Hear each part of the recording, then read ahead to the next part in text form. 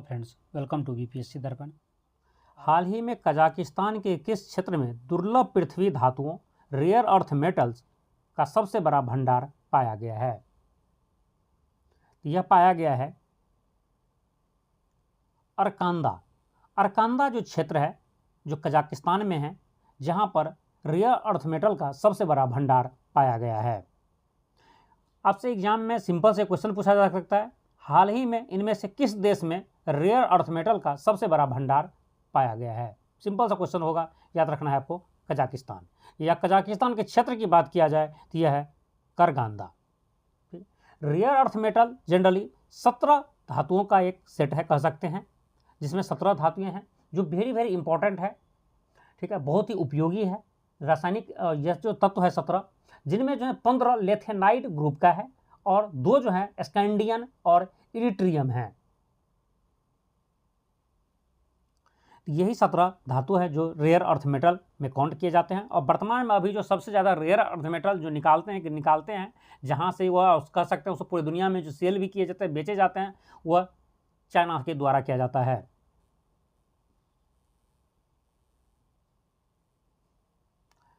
World boxing cup 2025 में भारत के लिए पहला स्वर्ण पदक किस मुक्केबाज ने जीता है?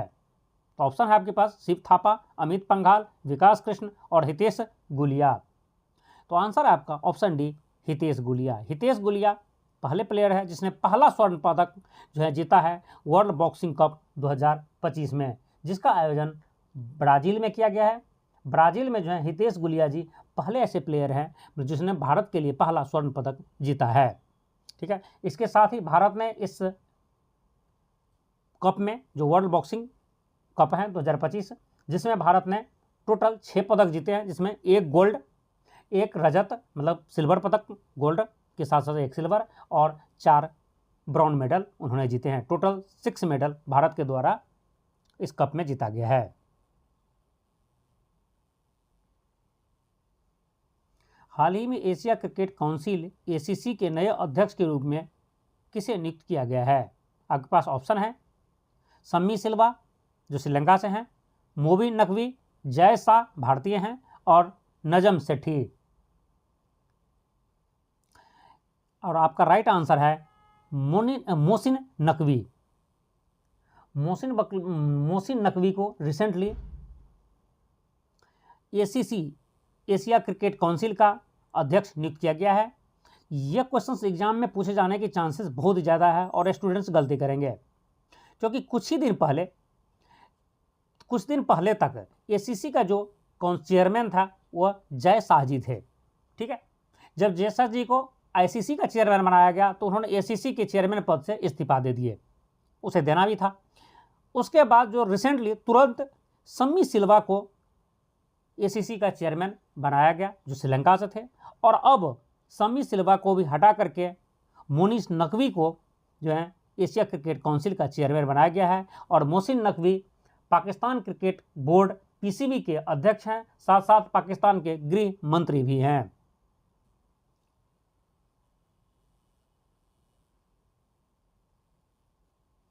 एक अप्रैल 2025 को नई दिल्ली में किस पोर्टल का उद्घाटन वित्त मंत्री निर्मला सीतारमण ने किया, जो भारत के राज्यों से संबंधित सामाजिक, आर्थिक और वित्तीय आंकड़ों का भंडार है? तो आपके पास इसके लिए ऑप्शन है, 4 ऑप्शन है आपके पास। इसमें भारत आर्थिक अवलोकन पोर्टल, नीति एनसीईआर, स्टेट इकोनॉमिक फोरम पोर्टल, राज्य वित्तीय निगरानी पोर्टल और समग्र राज्य विकास सूचकांक। और आपका राइट आंसर है option B, NITI NCAER states economic forum portal.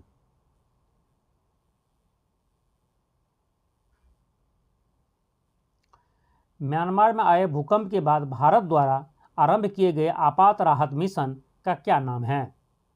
इसका आंसर मैं अपने पिछले वीडियो में आपको दे चुका हूं, यदि आप देखे हैं तो उसका आंसर करेंगे।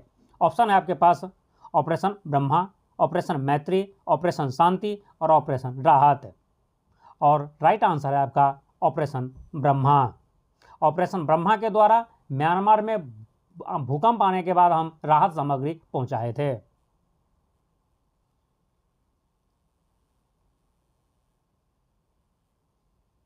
वर्ष 2024 के आधार पर भारत किस देश को पीछे छोड़ते हुए विश्व का दूसरा सबसे बड़ा चाय निर्यातक बन गया है?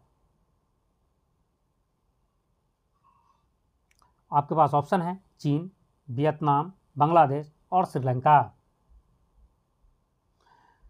भारत जो दूसरे स्थान पर आया है वह श्रीलंका को पीछा करके आया है। श्रीलंका अब तक दुनिया में चाय निर्यात करने में दूसरे स्थान पर थे, जिसे भारत ने पीछा करके दूसरे स्थान पर पहुंच चुका है। श्रीलंका अब तीसरे स्थान पर पहुंच चुका है। और दुनिया में जो सबसे ज़्यादा चाय निर्यात करने वाले देश है वो देश है केनिया। याद रखेंगे, केनिया फर्स्ट पोजीशन पर है और अब दूसरे स्थान पर भारत है और तीसरे पर श्रीलंका पहुंच चुका है।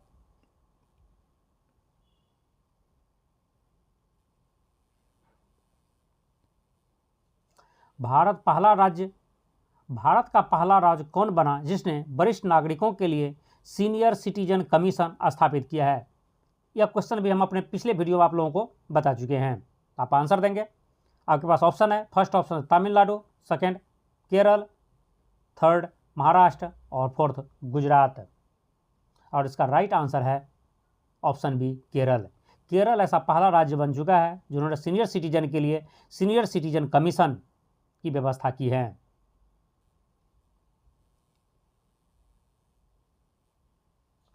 हाल ही में किस भारतीय रेशम उत्पाद को जर्मनी के ओइकोटेक्स्ट प्रमाण पत्र प्राप्त हुआ है? जो अंतर्राष्ट्रीय बाजार में सुरक्षित और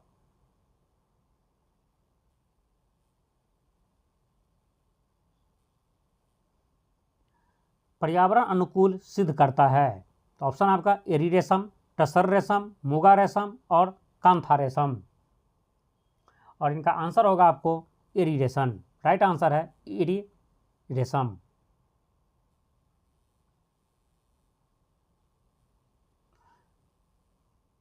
पर्पल फेस्ट 2025 का आयोजन किस मंत्रालय के द्वारा किया गया था? आपके पास ऑप्शन है महिला एवं बाल विकास मंत्रालय, स्वास्थ्य और परिवार कल्याण मंत्रालय, सामाजिक न्याय और अधिकारिता मंत्रालय और शिक्षा मंत्रालय। आपका राइट आंसर है ऑप्शन सी सामाजिक न्याय और अधिकारिता मंत्रालय। पर्पल फेस्ट 2025 का आयोजन जो है राष्ट्रपति भवन में हुआ था और यह सामाजिक न्याय और अधिकारिता मंत्रालय के द्वारा किया गया था।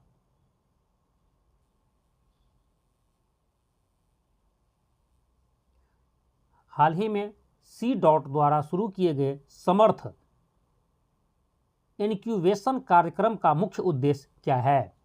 तो इसका मुख्य उद्देश्य है कृषि क्षेत्र में नवाचार को बढ़ावा देना, शिक्षा प्रणाली में सुधार, ग्रामीण स्वास्थ्य सेवाओं का डिजिटलीकरण, दूरसंचार और आईटी क्षेत्र में स्टार्टअप को समर्थन देना। और आपका राइट आंसर है ऑप्शन डी।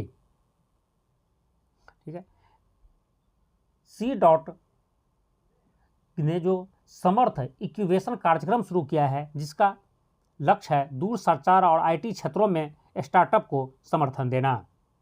और यहाँ पे एक चीज़ और याद रखेंगे, जो आपका यहाँ पर सी डॉट है तो सी डॉट का फुल फॉर्म होता है सेंटर फॉर डेवलपमेंट ऑफ टेलमेंटीज। ठीक है, जिससे दूरसंचार क्षेत्र में डेवलपमेंट होता है।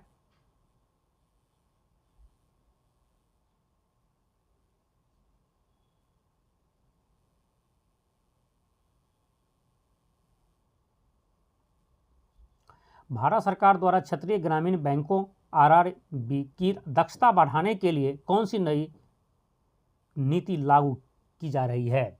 मतलब भारत सरकार द्वारा ग्रामीण क्षेत्रों में ग्रामीण बैंकों के दो में की जो दक्षता है उसको बढ़ाने के लिए कौन सी नीति लागू कर रही है? तो यह नीति है आपके पास ऑप्शन में, पहला ऑप्शन है ऑप्शन नंबर ए, एक राज्य एक आरआरबी नीति, बी है ग्रामीण बैंक विस्तार योजना, सी है एक भारत एक बैंक नीति और थर्ड आपका बैंक स्वराज नीति। और आपका राइट आंसर है ऑप्शन ए, एक राज्य एक आरआरबी नीति। और भारत सरकार चाहती है कि हर एक राज्य में एक आरआरबी हो, एक ग्रामीण बैंक हो। ठीक है, अभी तक मौजूदा समय में जो है 43 ग्रामीण बैंक है, जो पहले 196 थी, 196 ग्रामीण बैंक से इसे घटाकर एक दूसरे में मर्ज करके एक दूसरे को अब जो है 43 आरआरबी बनाए हैं। 43 ग्रामीण बैंक है, भारत में विद्यमान है, ठीक है। उसे भी सरकार चाहती है कि समय के साथ हम बहुत से जल्दी उसे घटाकर टोटल 28 ग्रामीण बैंक ही रखें देश में, मतलब हर एक राज्य में एक ग्रामीण बैंक। तो याद रखेंगे, एक राज्य एक आरआरबी की नीति सरकार द्वारा लागू की जा रही है।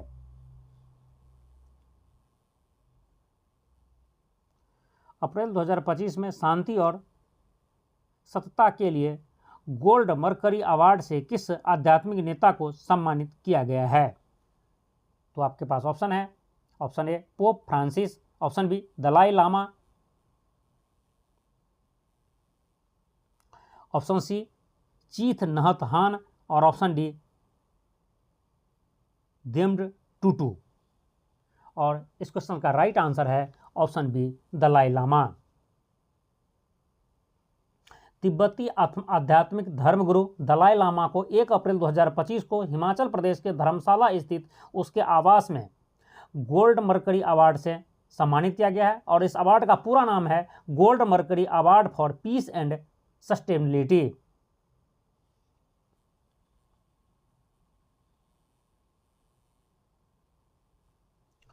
समता दिवस प्रत्येक वर्ष किस नेता की जयंती पर मनाया जाता है? Option A doctor Bhimrao Ambedkar, option B Babu Jagjivan Ram, option C Mahatma Gandhi और ऑप्शन डी सरदार वल्लभ भाई पटेल। समता दिवस प्रत्येक वर्ष बाबू जगजीवन राम के जन्मतिथि पर मनाया जाता है, उसके जन्मदिन पर, उसके जयंती पर मनाया जाता है। और समता दिवस प्रत्येक वर्ष 5 अप्रैल को मनाया जाता है, ये भी याद रखेंगे। प्रत्येक वर्ष 5 अप्रैल को बाबू जगजीवन राम के जयंती पर मनाए जाते हैं।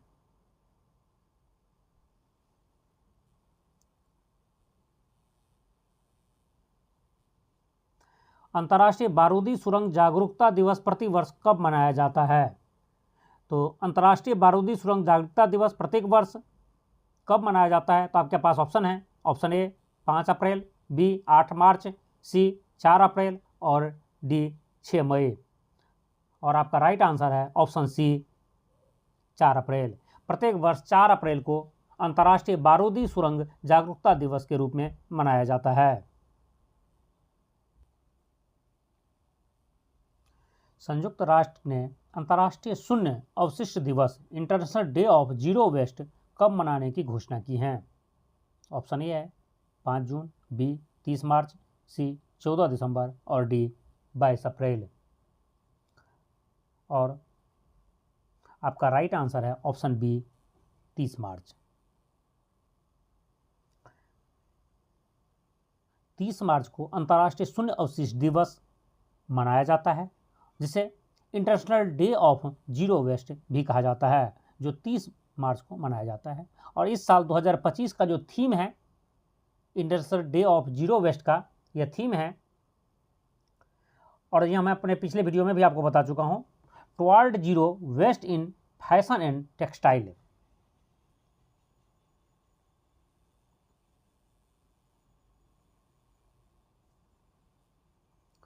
वर्ल्ड मेट्रोलॉजिकल डे 2025 की थीम क्या है? प्रत्येक वर्ष वर्ल्ड मेट्रोलॉजिकल डे, पहले याद रखेंगे, वह 23 मार्च को मनाया जाता है। और इसकी थीम जो इस साल 2025 के लिए है, यह आपके पास 4 ऑप्शन है, इसे देख लेते हैं। साथ मिलकर प्रारंभिक चेतावनी अंतर को बांटना, दूसरा है क्लाइमेट एक्शन के लिए विज्ञान, मौसम और जलवायु के लिए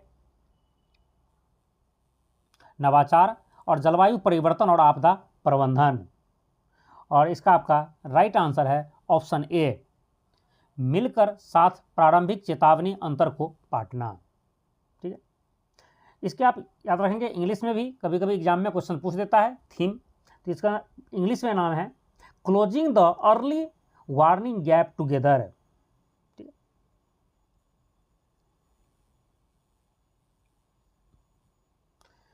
14वां world Down syndrome day conference वर्ष 2025 में कहाँ आयोजित किया जाएगा? जेनेवा, पेरिस, न्यूयॉर्क या लंदन? और आपका राइट आंसर है ऑप्शन सी न्यूयॉर्क। 14वां जो world Down syndrome day conference 2025 में न्यूयॉर्क में आयोजित किया जाएगा।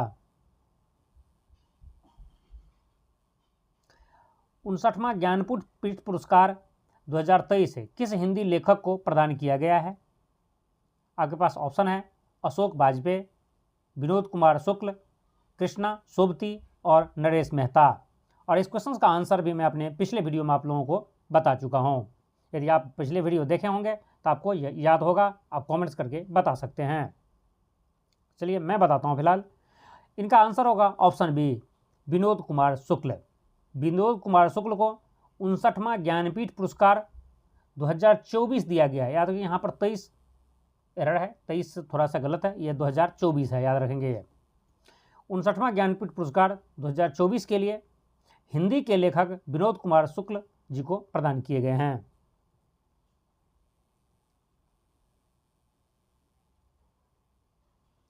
महाराष्ट्र भूषण पुरस्कार 2025 से किस प्रसिद्ध मूर्तिकार को सम्मानित किया गया है जिन्होंने स्टैच्यू ऑफ यूनिटी की रचना की थी?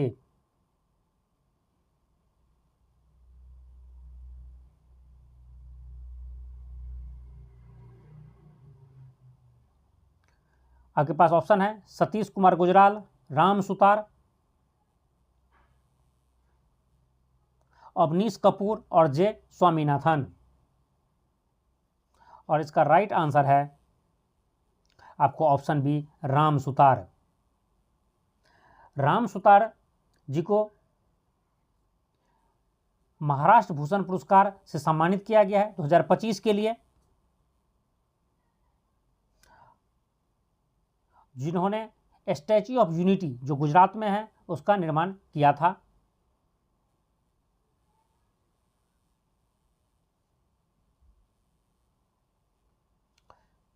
आंध्र प्रदेश सरकार द्वारा वर्ष 2025 के लिए उगदी पुरस्कार से किसे सम्मानित किया गया है? आपके पास ऑप्शन है सी नागेश्वर रेड्डी, रघुनाथ रेड्डी, माइना स्वामी, नागा स्वामी।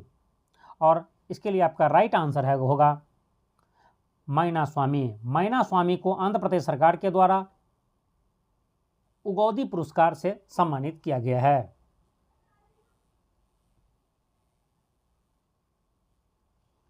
रूस ने हाल ही में किस परमाणु पनडुब्बी को जिरकॉन हाइपरसोनिक क्रूज मिसाइल से सुसज्जित कर लॉन्च किया है? और इसके लिए आपके पास ऑप्शन है पर्म, नोवोसिविर्स्क, कजान और कुर्स्क। और इस क्वेश्चन का राइट आंसर है ऑप्शन ए, पर्म। रूस का यह पर्म जो है ऐसा पहला परमाणु पनडुब्बी है जिसके ऊपर जिरकॉन हाइपरसोनिक क्रूज मिसाइल लगाई गई है। और इस क्रूज मिसाइल जो है जिरकॉन मिसाइल है उसकी जो स्पीड है वो 8 मैक के बराबर है। ठीक है।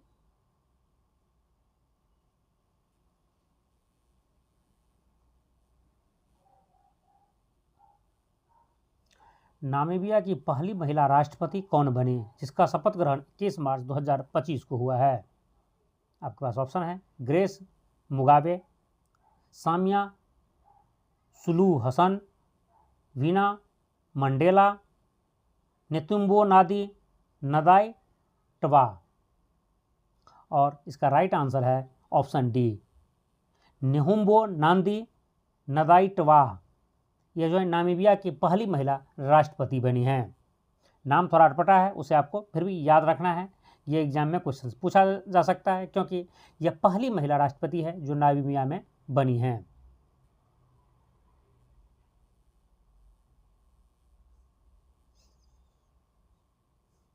किस देश ने 25% टैरिफ शुल्क लागू करने की घोषणा की जिससे वैश्विक ऑटो बाजार प्रभावित हो सकता है? तो वह देश है, ऑप्शन में आपको टिक करना है। वैसे न्यूज ये जो है बहुत ही वायरल रहा है। 25% नहीं, वो उन्होंने चाइना जैसे देश पर तो 245% का टैरिफ लगा दिया है और कई देशों पर 25% और 25% से ज़्यादा का टैरिफ लगाया है। फिलहाल उन्होंने 90 दिन का रिलैक्सेशन देशों को दिया है कि 90 दिन तक आप पुरानी टैक्स पर या 10% टैक्स दे करके आप व्यापार हमारे साथ कर सकते हैं। 90 दिन के अंदर में हम डिसीजन लेंगे कि जो ये 25% का टैरिफ या 25% डायरेक्ट टैरिफ है वो हम लागू रखें या ना रखें। तो यह देश के नाम तो आप जानते ही होंगे, फिर भी आपके पास ऑप्शन है अमेरिका, भारत, चीन और कनाडा। राइट आंसर है आपका ऑप्शन ए अमेरिका। अमेरिका द्वारा ही यह टैरिफ की घोषणा की गई थी।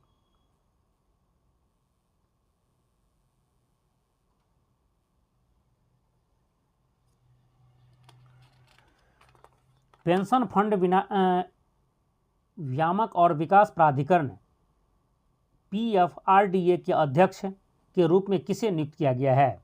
आपके पास ऑप्शन है अजय भूषण पांडे, सुभाष चंद्र गर्ग, शिव सुब्रमण्यम रमन और TB सोमनाथ। और इसका राइट आंसर है ऑप्शन सी, शिव सुब्रमण्यम रमन जी को PFRDA का अध्यक्ष नियुक्त किया गया है।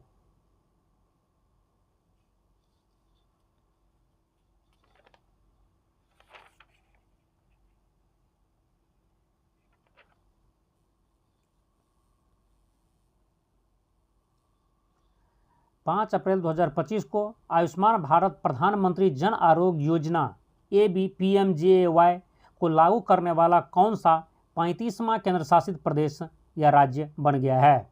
तो आपके पास ऑप्शन है जम्मू कश्मीर, दिल्ली, चंडीगढ़ और लद्दाख। और इसका राइट आंसर होगा आपका ऑप्शन बी, दिल्ली। दिल्ली 35वां राज्य बन गया है जो आयुष्मान भारत प्रधानमंत्री जन आरोग्य योजना लागू किया है। इससे पहले 34 राज्य लागू कर चुके थे। भारत में प्रति वर्ष 5 अप्रैल को कौन सा दिवस मनाया जाता है जिससे समुद्री क्षेत्र के योगदान को सम्मान दिया जाता है? इसका ऑप्शन है राष्ट्रीय नौसेना दिवस, national navy day. Option B अंतर्राष्ट्रीय पोत दिवस, international ship day. Option C राष्ट्रीय समुद्री दिवस, नेशनल मैरीटाइम डे। और ऑप्शन डी जल परिवहन सुरक्षा दिवस, वाटर ट्रांसपोर्ट सेफ्टी डे। और राइट आंसर है ऑप्शन सी राष्ट्रीय समुद्री दिवस, national maritime day. National maritime day प्रत्येक वर्ष 5 अप्रैल को मनाया जाता है।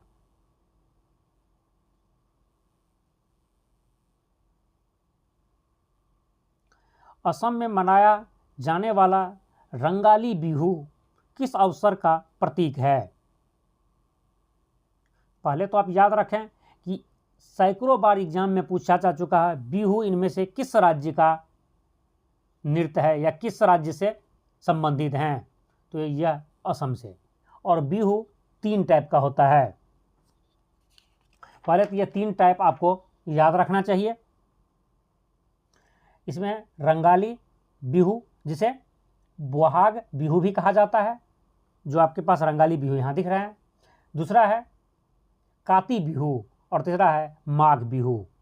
यदि तीनों ही बिहू अलग अलग भी पूछे तब भी असम से हैं और सिर्फ बिहू पूछे तब भी यह असम से हैं, क्योंकि यह कई बार एग्जाम में पूछा जा चुका है। अब आते हैं क्वेश्चंस पर। असम में मनाया जाने वाला रंगाली बिहू किस अवसर का प्रतीक है? तो ऑप्शन ए है आपका वर्षा ऋतु का आगमन। ऑप्शन बी कृषि कार्यों का अंत। असमिया नव वर्ष और कृषि ऋतु की शुभारंभ। और ऑप्शन डी है शरद ऋतु का स्वागत। तो राइट आंसर है आपका ऑप्शन सी असमिया नव वर्ष और कृषि ऋतु की शुरुआत। ये रंगाली बिहू जो है जब मनाए जाते हैं उसका मतलब यह है कि रंगाली बिहू तभी मनाया जाता है जब असमिया नव वर्ष की शुरुआत होती है, उस दिन रंगाली बिहू मनाया जाता है और उसी दिन कृषि ऋतु की भी शुरुआत मानी जाती है असम में।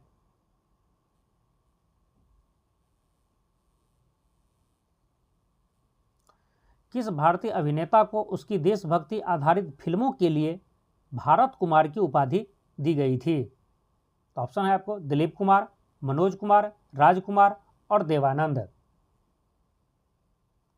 इसका आंसर होगा आपको ऑप्शन बी मनोज कुमार। आप लोग जानते भी होंगे मनोज कुमार के द्वारा बहुत सारे ऐसे मूवी किए गए थे जो देशभक्ति से रिलेटेड थे या देशभक्ति से ओतप्रोत थे, जिसकी वजह से उन्हें भारत कुमार के नाम से भी जाना जाने लगा। भारत कुमार की उपाधि उसे दी गई थी।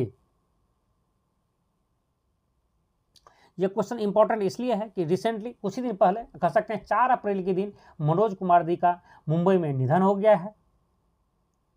ठीक है। और मनोज कुमार जी के कुछ ऐसे मूवी हैं जिसके नाम हो सकता है एग्जाम में कहीं पूछे जाए तो आपको याद रखना चाहिए। उस मूवी का नाम है जो देशभक्ति से रिलेटेड है, वो है उपकार, पूरब और पश्चिम, रोटी कपड़ा और मकान। ये 3 मूवी बहुत ही फेमस रहे हैं उनका, और मनोज कुमार जी को पद्मश्री और दादा साहेब फाल्के पुरस्कार से भी सम्मानित किया जा चुका है। नेक्स्ट क्वेश्चन है, छत्रपति शिवाजी महाराज की 345वीं पुण्यतिथि कब मनाई गई? ठीक है, इसका ऑप्शन है आपके 3 अप्रैल 2025, 30 मार्च 2025, और इसके साथ साथ ऑप्शन सी है 3 मार्च 2025, ऑप्शन डी है 13 अप्रैल 2025, और राइट आंसर आपका होगा ऑप्शन ए 3 अप्रैल 2025 है। 3 अप्रैल 2025 को छत्रपति शिवाजी महाराज जी का 345वां पुण्यतिथि मनाया जा चुका है। वर्ष 2025 में सरहुल पर्व कब मनाया गया? वर्ष 2025 में सरहुल पर्व कब मनाया गया? तो आपके पास ऑप्शन है, ऑप्शन ए 31 मार्च, ऑप्शन बी 1 अप्रैल, ऑप्शन सी 2 अप्रैल, ऑप्शन डी 3 अप्रैल, और राइट आंसर है ऑप्शन बी 1 अप्रैल। 1 अप्रैल को सरहुल पर्व मनाया गया है, और मुख्य रूप से यह सरहुल पर्व आदिवासी समुदाय के द्वारा मनाया जाता है। और यह जो सरहुल पर्व बसंत ऋतु के आगमन और नव वर्ष की शुरुआत को दर्शाता है। मतलब आदिवासी समुदाय में नव वर्ष की शुरुआत 1 अप्रैल को माना जाता है, और उसी दिन जो है बसंत ऋतु की वह शुरुआत मानते हैं, जिसकी वजह से सरहुल पर्व इस साल 1 अप्रैल को मनाया गया है। यह कोई ज़रूरी नहीं है कि हर साल 1 अप्रैल को मनाया जाता है, लेकिन इस साल यह 1 अप्रैल को मनाया गया है। और इस सरहुल पर्व पर झारखंड में सरकारी अवकाश होता है, उस दिन छुट्टी होता है। जैसे कि आप जानते हैं आदिवासी जनजाति बहुत सारे जो हैं झारखंड में रहते हैं, आदिवासी लोग, जिसकी वजह से सरहुल त्यौहार के दिन सेंट्रल गवर्नमेंट या अदर स्टेट के द्वारा छुट्टी तो नहीं होती है, लेकिन झारखंड में छुट्टी होती है। यहाँ पर एक और इम्पॉर्टेंट क्वेश्चन है जो कई बार एग्जाम में इस टाइप के क्वेश्चन पूछे जाते हैं, और आप यहाँ पर याद रखेंगे सरहुल पर्व में किस चीज़ की पूजा हो जाती है, किस चीज़ की पूजा की जाती है। तो याद रखेंगे सरहुल पर्व में पेड़ की पूजा की जाती है, उसमें भी खास करके साल की पेड़ का। ठीक है, कई एग्जाम में इस टाइप का क्वेश्चन पूछे जाते हैं, किस त्यौहार में किस भगवान की पूजा की जाती है, किस चीज़ की पूजा की जाती है। तो इस तरह से यहाँ पर आपके एग्जाम में पूछा जा सकता है सरहुल पर्व में किसकी पूजा की जाती है, तो इसमें साल वृक्ष की पूजा की जाती है। पंचायत स्तर पर महिला समानता को बढ़ावा देने के लिए पंचायती राज मंत्रालय ने कौन सी पहल शुरू की है? हित महिला पहल, आदर्श महिला हितैषी ग्राम पंचायत पहल, ग्राम पंचायत हित महिला, या ग्राम पंचायत उत्थान? तो आपका राइट आंसर है ऑप्शन बी आदर्श महिला हितैषी ग्राम पंचायत पहल। यह जो है पंचायती राज मंत्रालय के द्वारा यह पहल शुरू किया गया है, जिससे पंचायत स्तर पर जो है महिला को समानता मिल सके, महिलाओं को बढ़ावा मिले, जिसके वजह से महिला और पुरुष की जो है समानता हो। तो याद रखें कि इस पहल का क्या नाम है, आदर्श महिला हितैषी ग्राम पंचायत पहल है।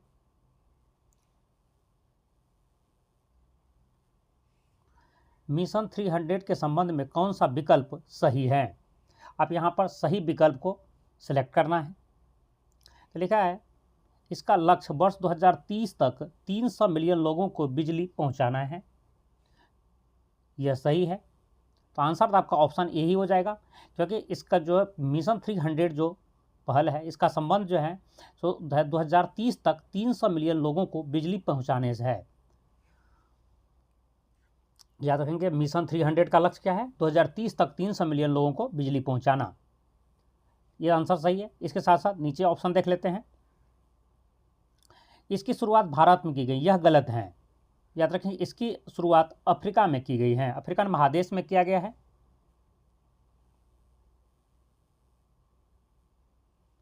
भारत में अब भी विश्व की 23% गैर विद्युतीकृत आबादी है, यह भी गलत है। यहाँ पर है भारत नहीं, होगा अफ्रीका। याद रखें उसमें भी उप सहारा अफ्रीकन क्षेत्र जो है वहाँ पर 83%, तो इसमें 83% जो है गैर विद्युतीकृत आबादी हैं अफ्रीकन महादेश में, और वो भी खास करके सहारा के क्षेत्र जो है उप सहारा अफ्रीकन एरिया जो है वहाँ पर 83% जो है गैर विद्युतीकृत आबादी अभी रह रहे हैं। वहीं पर 300 मिलियन लोगों को बिजली प्रोवाइड करने के लिए मिशन 300 चलाया गया है। नेक्स्ट है मिशन 300 पहल में RBI और विश्व बैंक प्रमुख वित्तीय सहयोगी हैं। यह भी गलत है। इसलिए गलत है कि यहाँ पर विश्व बैंक तो सहयोगी है, RBI नहीं है। RBI के जगह पर जो है अफ्रीकन विकास बैंक है। याद रखेंगे, अफ्रीकन विकास बैंक और विश्व बैंक मिल करके मिशन 300 पहल चला रहे हैं।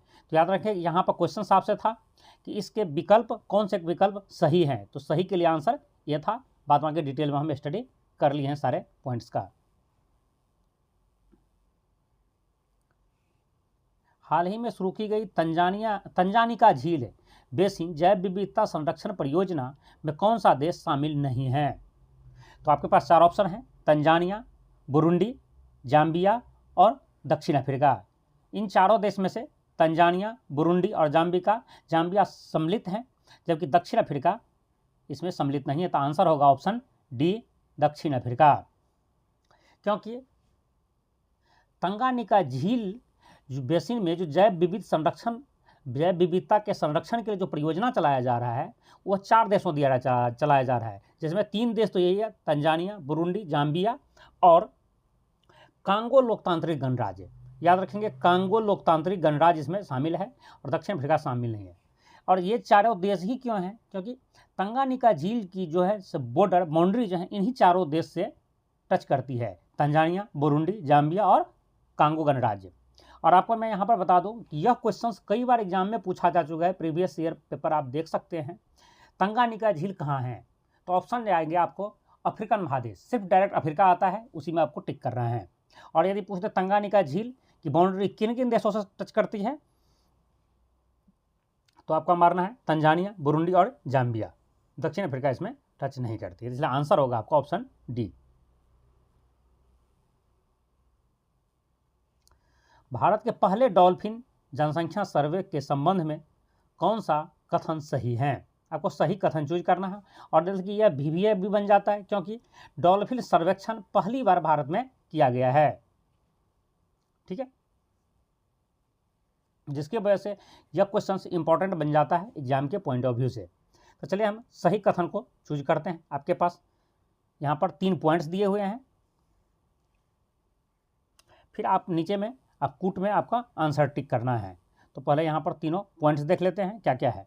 पहला, देश की नदियों में कुल 6327 डॉल्फिन हैं, यह सही है।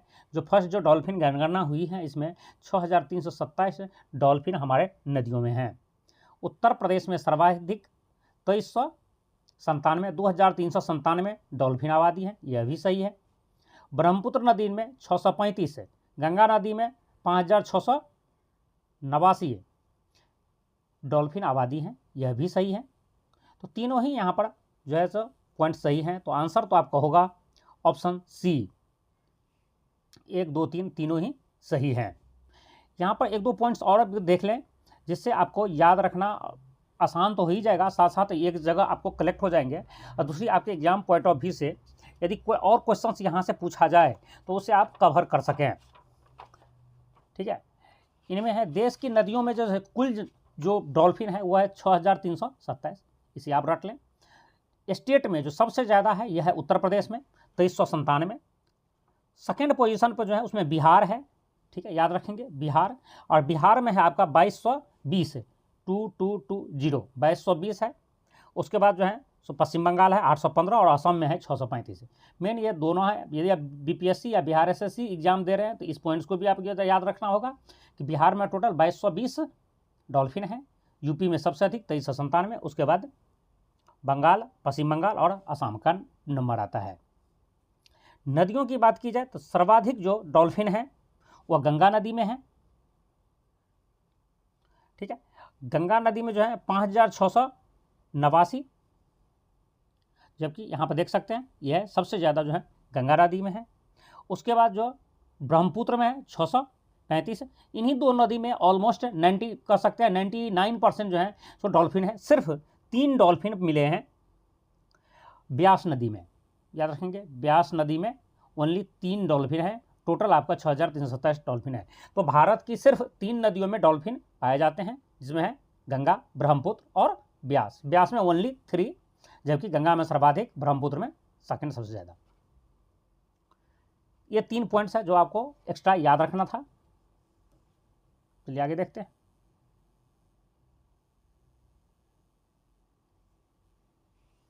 हाल ही में यामाडू ओरसी ने किस देश के राष्ट्रपति के रूप में शपथ ग्रहण की है?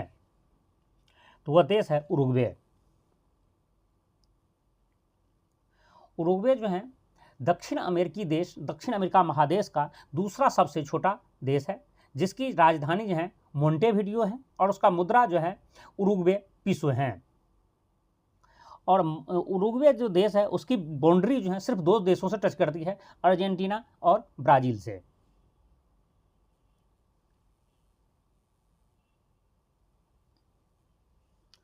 हाल ही में चर्चित IRCTC के संबंध में कौन सा कथन सही नहीं है? अब वो गलत कथन यहाँ से चूज करना है। इसमें है इसे नवरत्न का दर्जा दिया गया। रिसेंटली IRCTC को नवरत्न का दर्जा दिया गया, यह सही है।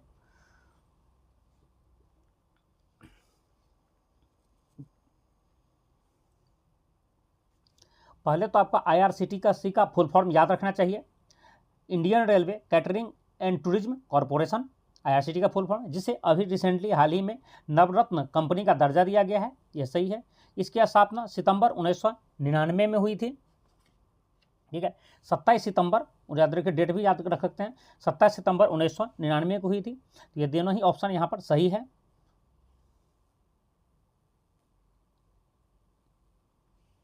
इसका मुख्यालय बेंगलुरु में है, यह गलत है, क्योंकि इसका मुख्यालय जो है नई दिल्ली में है। याद रखेंगे, नई दिल्ली में इसकी मुख्यालय है। ठीक है, IRCTC का मुख्यालय नई दिल्ली में है। तो आंसर यदि गलत कुछ कथन ढूंढना था, सर्च करना था, तो ऑप्शन होगा ऑप्शन सी। नेक्स्ट देखते हैं, यह भारतीय रेलवे की सहायक कंपनी है, यह भी सही है।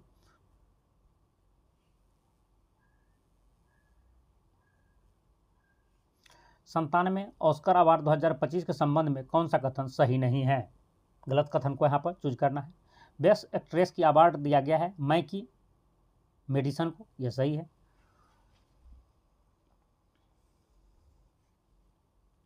बेस्ट एक्टर का अवार्ड दिया गया है एंड्रियल ब्रॉडी को, यह भी सही है। बेस्ट सपोर्टिंग एक्टर का अवार्ड दिया गया है किरण क्लीन को, यह भी सही है। बेस्ट सपोर्टिंग एक्ट्रेस का अवार्ड दिया गया है एमिलिया पेजर को, यह गलत है। तो आंसर होगा ऑप्शन डी।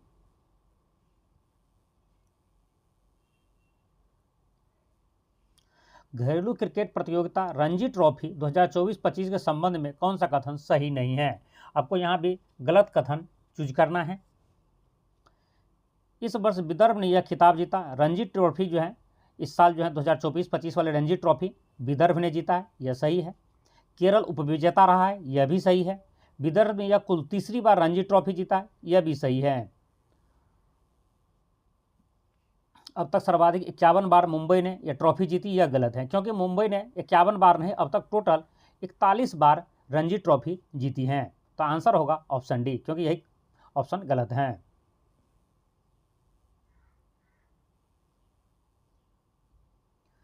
विश्व वन्यजीव दिवस के संबंध में कौन सा कथन सही नहीं है? गलत कथन को यहाँ भी चूज करना है आपको। यह प्रतिवर्ष 3 मार्च को मनाया जाता है। विश्व वन्य दिवस प्रतिवर्ष 3 मार्च को मनाया जाता है, यह सही है। इसका पहली बार आयोजन वर्ष 2013 में किया गया था, यह भी सही है।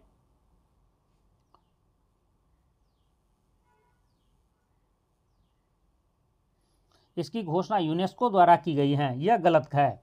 यूनेस्को द्वारा जो है विश्व वन्यजीव दिवस की घोषणा नहीं की जाती है, कि पहली बार नहीं की गई थी। इसकी घोषणा की गया था UN महासभा के द्वारा।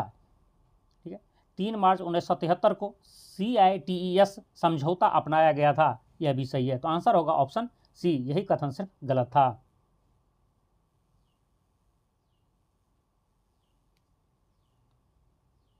शून्य भेदभाव दिवस के संबंध में सही कथन नहीं है। कौन सा कथन गलत है, उस कथन को आपको चूज करना है। शून्य भेदभाव दिवस प्रतिवर्ष 1 मार्च को मनाया जाता है, यह सही है। इस वर्ष इसकी थीम वी स्टैंड टुगेदर है, यह भी सही है। इस दिवस की घोषणा वर्ष 2018 में की गई थी, यह गलत है। इसकी घोषणा 2014 में की गई थी, और वह भी 1 मार्च के दिन। 1 मार्च 2014 को इसकी घोषणा शून्य भेदभाव दिवस की घोषणा की गई थी। इसे संयुक्त राष्ट्र संघ द्वारा मनाया जाता है, यह भी सही है। तो आंसर होगा ऑप्शन सी, सिर्फ यही गलत है।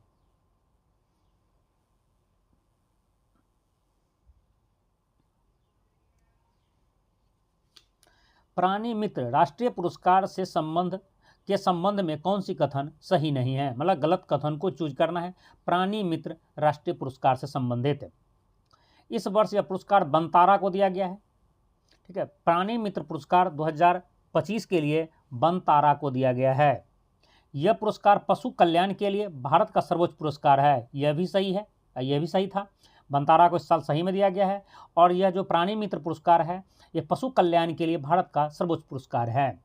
जिस तरह भारत देश का जो सर्वोच्च पुरस्कार है भारत रत्न है, युद्ध क्षेत्र में जो सबसे बड़ा वीरता पुरस्कार है परमवीर चक्र है, इसी तरह से आपको याद रखना होगा कि पशु कल्याण के लिए जो सर्वोच्च पुरस्कार भारत का है वह है प्राणी मित्र पुरस्कार।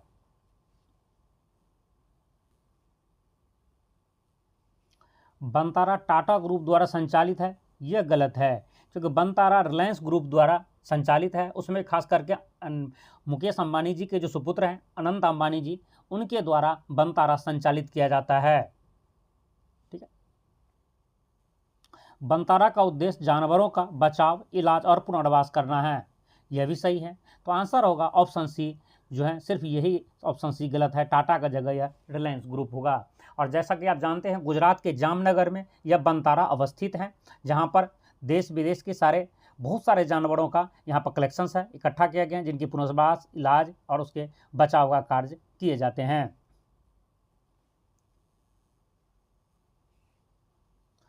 सावा महिला चैंपियनशिप 2025 का खिताब किस देश ने जीता है? तो वह भारत ने जीता है।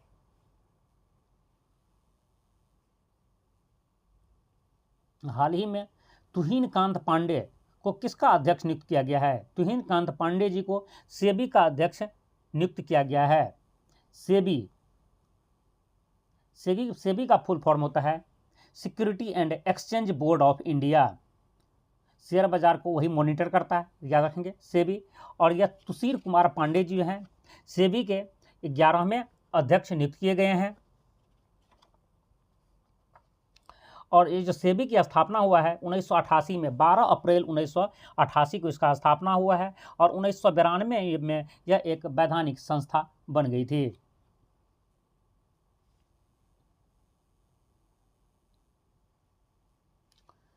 हाल ही में DGCA ने मध्य प्रदेश के किस हवाई अड्डे को 3C VFR श्रेणी के तहत सार्वजनिक हवाई अड्डा लाइसेंस प्रदान किया है? तो यह हवाई अड्डा है दतिया हवाई अड्डा जो मध्य प्रदेश में है, उसे यह पुरस्कार दिया गया है, यह लाइसेंस दिया गया है।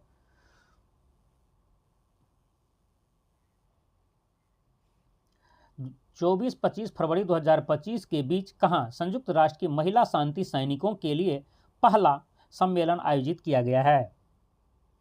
यह आयोजित किया गया नई दिल्ली में। याद रखेंगे, यह पहली बार हो रहा है, इसलिए भी इंपॉर्टेंट है। दूसरी चीज़, यह इंडिया में खास करके नई दिल्ली में यह आयोजन हो रहा है, इसलिए यह क्वेश्चंस आपके लिए वेरी वेरी इंपॉर्टेंट है। इससे आपको रट लेना चाहिए कि 24-25 फरवरी 2025 के बीच कहाँ संयुक्त राष्ट्र की महिला शांति सैनिकों के लिए पहला सम्मेलन आयोजित किया गया है? यह नई दिल्ली में किया गया है। अंतर्राष्ट्रीय मातृभाषा दिवस कब मनाया जाता है? अंतर्राष्ट्रीय मातृभाषा दिवस प्रत्येक वर्ष 21 फरवरी को मनाया जाता है।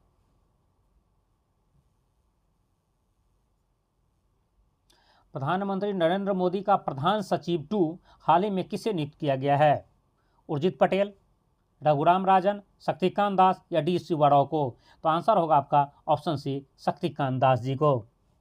हाल ही में शक्तिकांत दास जी को प्रधानमंत्री मोदी का प्रधान सचिव नियुक्त किया गया है। और शक्तिकांत दास जी अभी रिसेंटली कुछ ही दिन पहले, कह सकते हैं 10 दिसंबर 2024 को ही RBI के गवर्नर पद से उन्होंने रिटायर हुए हैं। वो RBI के 25वें गवर्नर थे, 25th गवर्नर थे शक्तिकांत दास जी। इसका 2 कार्यकाल 3-3 साल का पूरा हुआ है दिसंबर 2024 में। ठीक है, और उसके रिटायरमेंट के बाद उसे प्रधान सचिव 2 बनाया गया है।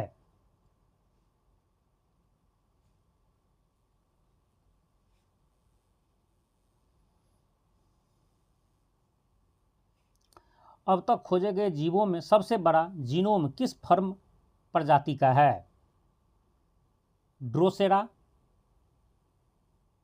टिमेसी प्लेरिस, ओबलांटे ओलेटा, फाइकस और साइकस है। तो आंसर होगा ऑप्शन बी।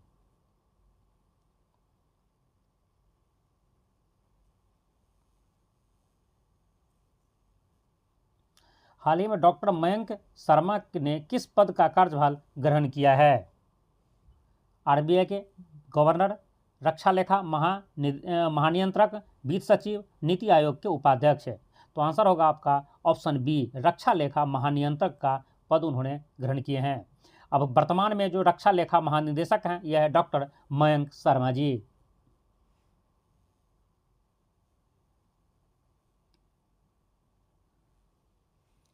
तीन मार्च 2025 को मनाए गए विश्व श्रवण दिवस 2025 की थीम क्या थी? सुनने की शक्ति, कान और श्रवण देखभाल को सभी के लिए वास्तविक बनाना, ध्वनि की दुनिया या सुनो और समझो। तो आंसर होगा आपका ऑप्शन बी, कान और श्रवण देखभाल को सभी के लिए वास्तविक बनाना। यह हमारे जो है विश्व श्रवण दिवस 2025 की थीम है।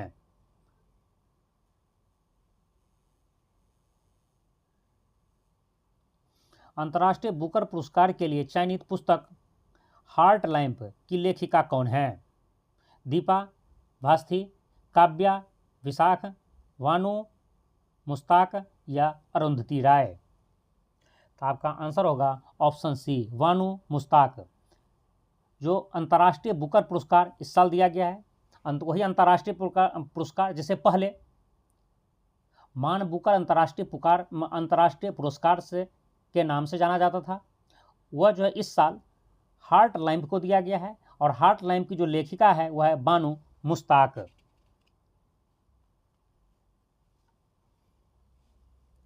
और इसे इंग्लिश में जो ट्रांसलेट किया है वो एक्चुअली याद रखिएगा यह कन्नड़ लेखिका है, ठीक है, बानु मुस्ताक जी। और इसका इंग्लिश में ट्रांसलेट जो हार्ट लैंप को किया है यह किया है दीपा भास्थी। ये दीपा भास्थी जो दिया गया वो इसके इंग्लिश ट्रांसलेट किए हैं इस उपन्यास को।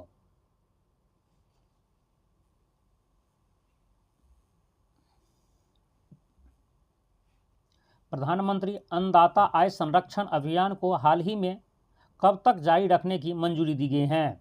2025, 26, 27 या 28 तक? तो आपका आंसर होगा ऑप्शन बी, 2026 तक। प्रधानमंत्री अन्नदाता आय संरक्षण अभियान को 2026 तक जारी रखने की अनुमति दे दी गई है। हाल ही में जारी जलवायु जोखिम सूचकांक 2025 में भारत का कौन सा स्थान है? तो इसमें भारत का 6ठा स्थान है। जो जलवायु जोखिम सूचकांक जारी किया गया है 2025 में, इसमें भारत का स्थान 6ठा है। और इसे जारीकर्ता जो है वह जर्मन वॉच, जो जर्मन संस्था है एक, जो यह जारी करता है प्रत्येक वर्ष जलवायु जोखिम सूचकांक।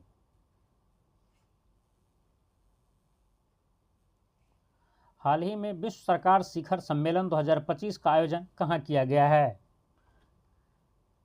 यह सम्मेलन का आयोजन किया गया दुबई में। याद रखेंगे, विश्व सरकार शिखर सम्मेलन 2025 का आयोजन दुबई में किया गया है। आयुष्मान भारत वय वंदना योजना से हाल ही में जुड़ने वाले केंद्र शासित राज्य कौन हैं?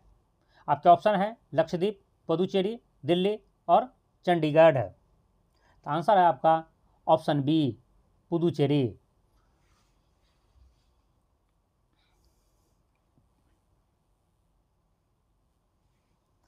हाल ही में किस ऑस्ट्रेलियाई क्रिकेटर ने ओडीआई फॉर्मेट से संन्यास लेने की घोषणा की है?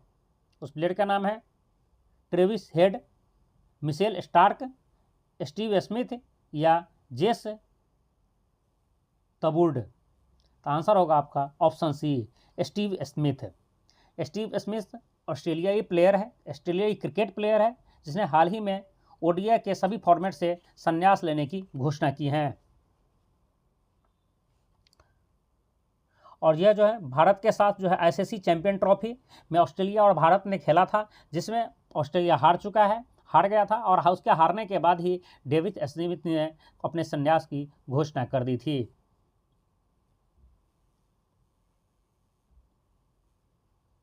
हाल ही में किस राज्य सरकार ने महिला एवं बाल सुरक्षा को बढ़ावा देने के लिए प्रोजेक्ट हिफाजत शुरू की है? ऑप्शन है आपके सामने कर्नाटक, उत्तर प्रदेश, तमिलनाडु और पंजाब। आपका राइट आंसर है पंजाब। पंजाब ने हाल ही में प्रोजेक्ट हिफाजत शुरू की है, जो महिला एवं बाल सुरक्षा के पॉइंट ऑफ व्यू से बनाया गया है।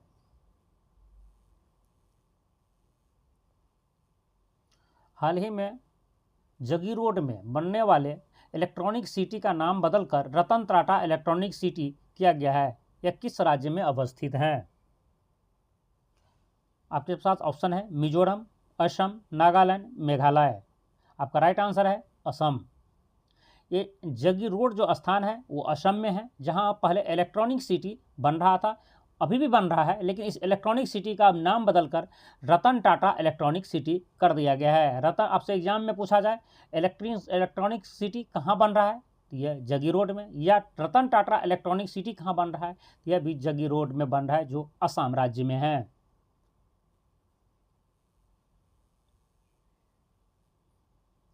हाल ही में किसे पहली महिला विधि सचिव के रूप में नियुक्त किया गया है? आपके पास ऑप्शन है अंजू राठी, पूनम सार्थ, दिव्या गौतम और नीलम सरोज। आपका राइट आंसर है ऑप्शन ए अंजू राठी। अंजू राठी जी को पहली महिला विधि सचिव के रूप में नियुक्त की गई हैं। यह पहली महिला बनी है विधि सचिव अंजू राठी जी।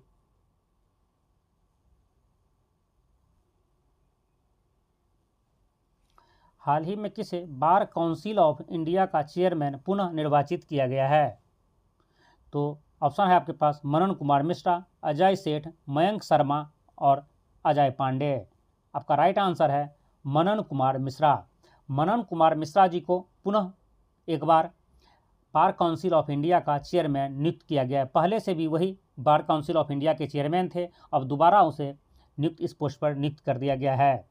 मतलब कह सकते हैं वर्तमान में Manan Kumar Mishra ji bar council of India के चेयरमैन हैं। क्वेश्चन हमारा है केंद्रीय बजट 2025-26 में घोषित कपास उत्पादकता मिशन के संबंध में क्या सही नहीं है? ये 2025-26 के जो केंद्रीय बजट पेश किए गए हैं उसमें कपास उत्पादकता मिशन के संबंध में क्या सही नहीं है, उसे आपको टिक करना है। चलिए एक एक करके यहाँ देखते हैं। बजट में इसके लिए 500 करोड़ का आवंटन किया गया है, यह सही है।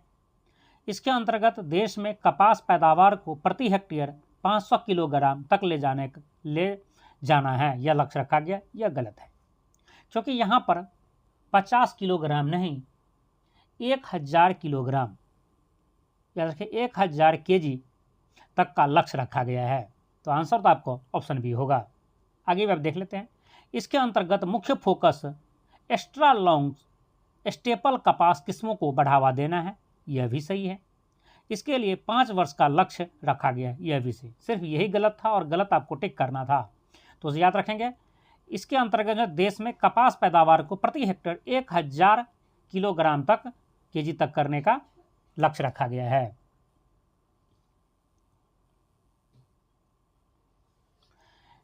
बीसीसीआई द्वारा प्रदत्त नमन अवार्ड के संबंध में सही समेकित नहीं है, कौन सा यहाँ भी गलत है, इसे आपको टिक करना है। Colonel C K Naidu life time achievement award Jawaharlal Srinath को दिया गया है, यह गलत है। Colonel C K Naidu life time achievement award जो हैं सचिन तेंदुलकर जी को दिए गए हैं। तो याद रखेंगे ऑप्शन ये आपका आंसर हुआ क्वेश्चन के अकॉर्डिंग, क्योंकि गलत को आपको चूज करना था। बेस्ट क्रिकेटर पुरुष of the year award Jasprit Bumrah को दिया गया, यह सही है।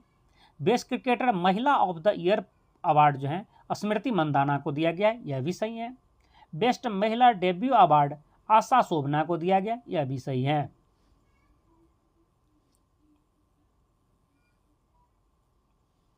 हाल ही में भारतीय पुरातत्व सर्वेक्षण ASI द्वारा रत्नागिरी में 5वीं से 13वीं शताब्दी के दौरान स्थापित बौद्ध परिसर में उत्खनन से अवशेषों को प्राप्त किया गया है, वह रत्नागिरी भारत के किस राज्य में अवस्थित हैं?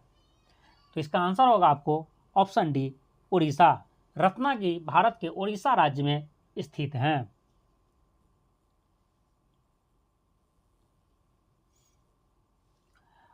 बजट 2025-26 में प्रस्तावित ज्ञान भारतम मिशन के संबंध में सही नहीं है। मतलब कौन सा कथन है जो गलत है, आपको टिक करना है। यह एक केंद्रीय क्षेत्र की योजना है, यह सही है। इसके लिए बजट में कुल 600 करोड़ रुपए आवंटित किया गया है, यह गलत है। ऑप्शन बी आपका गलत है, क्योंकि बजट में 600 करोड़ नहीं, सिर्फ 60 करोड़ रुपए आवंटित किए गए हैं इस ज्ञान भारतम मिशन के लिए। इससे पूर्व वर्ष 2003 में राष्ट्रीय पांडुलिपि मिशन की शुरुआत की गई थी, यह भी सही है। वर्तमान ज्ञान भारतम मिशन का उद्देश्य भारत की पांडुलिपि विरासत का सर्वेक्षण, दस्तावेजीकरण और संरक्षण करना है, यह भी सही है। तो यहाँ पर सिर्फ बी गलत है, बाद बाकी तीनों सही था। आंसर इसलिए ऑप्शन बी होगा, क्योंकि गलत चूज करना था। यहाँ 600 की जगह 60 करोड़ होगा। नेक्स्ट क्वेश्चन है, हाल ही में भारतीय अमेरिकी गायिका चंद्रिका टंडन का प्रतिष्ठित ग्रैमी अवार्ड किससे संबंधित ग्रैमी अवार्ड दिया गया है, इससे संबंधित कौन सा कथन गलत है उसे चूज करना है। आगे आपका और डिटेल मिलेंगे। देख लीजिए, पुरस्कार प्रदान किया गया है, इसके संबंध में कौन सा सही नहीं है। इन्हें यह पुरस्कार त्रिवेणी एल्बम के लिए दिया गया है, यह सही है। यह इसका दूसरा ग्रैमी अवार्ड है, यह गलत है। इसका यह पहला ही ग्रैमी अवार्ड है, दूसरा नहीं है, यह पहला ग्रैमी अवार्ड है। एक्चुअली उसके दूसरी बार इस बार सिलेक्ट किया गया था और यह अवार्ड उसे मिला है।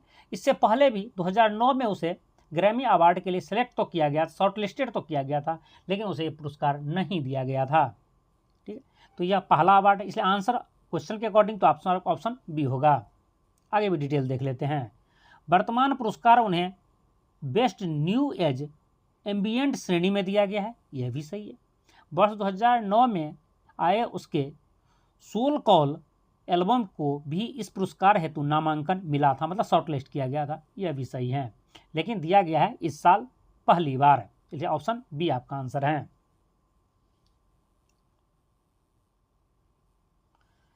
वित्त मंत्री निर्मला सीतारमण ने अपने बजट 2025-26 भाषण में बीमा क्षेत्र में प्रत्यक्ष विदेशी निवेश की सीमा को 75% से बढ़ाकर कितना प्रतिशत कर दिया है?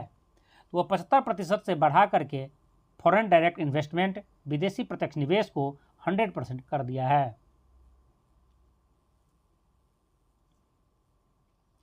हाल ही में भारत ने महिला अंडर 19 T20 विश्व कप जीता है, इसके संबंध में कौन सा कथन सही नहीं है, उसे टिक करना है। भारत ने फाइनल मुकाबले में दक्षिण अफ्रीका को हराया है, यह सही है, भारत ने दक्षिण अफ्रीका को ही हराया है। भारत की गोडगी त्रिशा को प्लेयर ऑफ द टूर्नामेंट चुना गया है, यह भी सही है। इससे पूर्व भारत ने वर्ष 2021 में यह खिताब जीता था, यह गलत है, क्योंकि भारत ने यह खिताब 2021 में नहीं 2023 में जीता था। इसलिए अकॉर्डिंग टू क्वेश्चन आपका आंसर ऑप्शन सी होगा। वर्तमान टूर्नामेंट का आयोजन मलेशिया में हुआ था, यह भी सही है। तो भारत ने जो है यह टूर्नामेंट दक्षिण अफ्रीका को हरा करके जीता है और इस टूर्नामेंट का आयोजन मलेशिया में हुआ था। हाल ही में विश्व स्वास्थ्य संगठन WHO ने अफ्रीकी महाद्वीप के किस देश को ऑन्कोसेरसियासिस को समाप्त करने वाला पहला देश घोषित किया है? तो वह देश है नाइजर।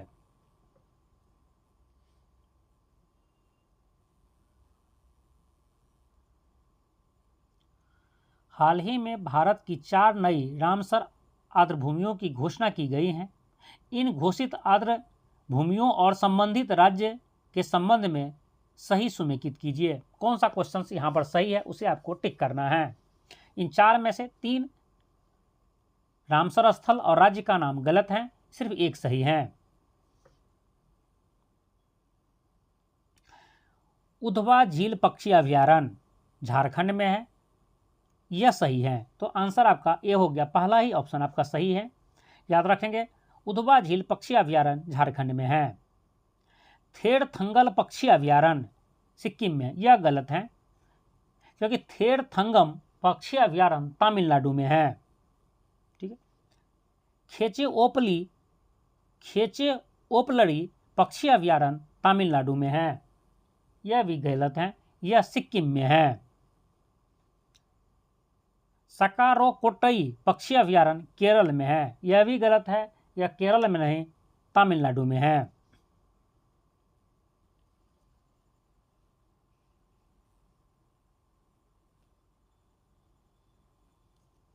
विश्व आर्द्रभूमि दिवस के संबंध में कौन सा कथन सही नहीं है?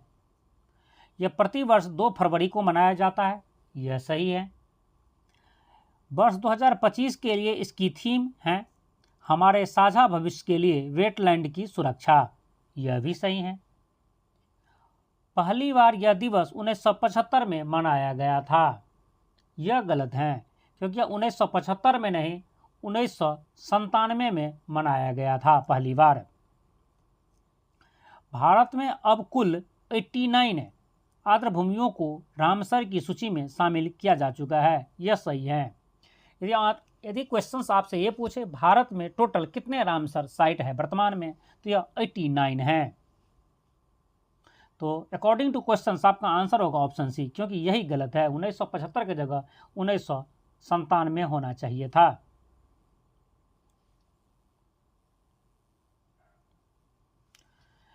भारत के 76वें गणतंत्र दिवस समारोह में प्रोबोवो सुबियांतो मुख्य अतिथि रहे। यह किस देश के वर्तमान राष्ट्रपति हैं? यह इंडोनेशिया के वर्तमान राष्ट्रपति हैं। याद रखेंगे, 76वें गणतंत्र दिवस समारोह इसी साल 26 जनवरी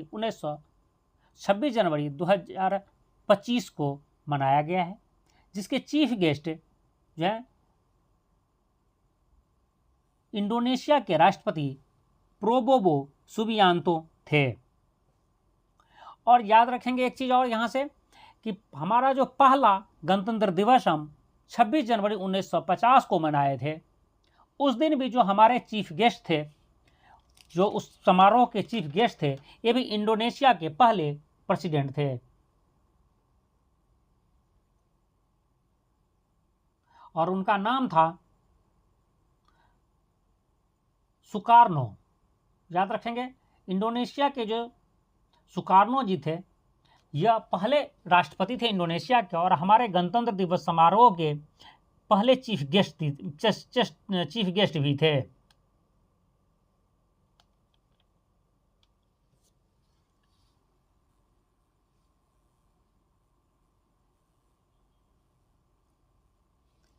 हाल ही में लगातार 7वीं बार अलेक्जेंडर लुकाशेंको ने किस देश का राष्ट्रपति चुनाव जीता है? तो वह बेलारूस का राष्ट्रपति चुनाव जीता है। बेलारूस रूस के बगल में ही एक देश है जो 1991 में रूस से ही अलग हुआ था।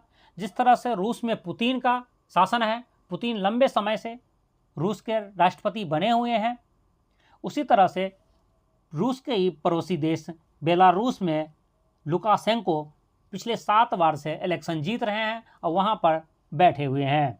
तो ये इस बार वह 7वीं बार वहाँ पर इलेक्शन जीत करके राष्ट्रपति चुने गए हैं।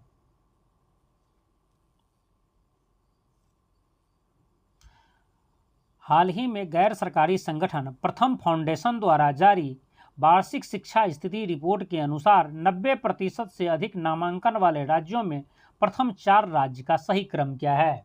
इन प्रथम 4 राज्यों का सही क्रम जो है यह है कर्नाटक, गुजरात, महाराष्ट्र और केरल। आंसर है ऑप्शन सी।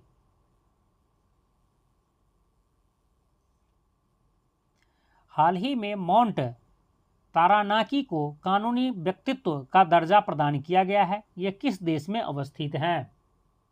यह न्यूजीलैंड में स्थित है। माउंट तारानाकी एक पर्वत है जिसे व्यक्तित्व का दर्जा दिया गया, मानव की दर्जा दिया गया है, और वह न्यूजीलैंड का एक पहाड़ है, न्यूजीलैंड का पर्वत है, माउंटेन है।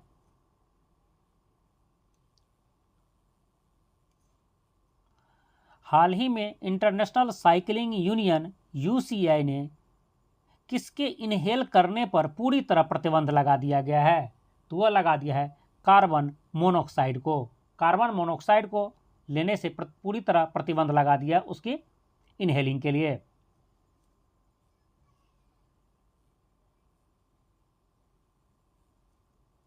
हॉकी इंडिया लीग 2024-25 के संबंध में कौन सा कथन सही नहीं है?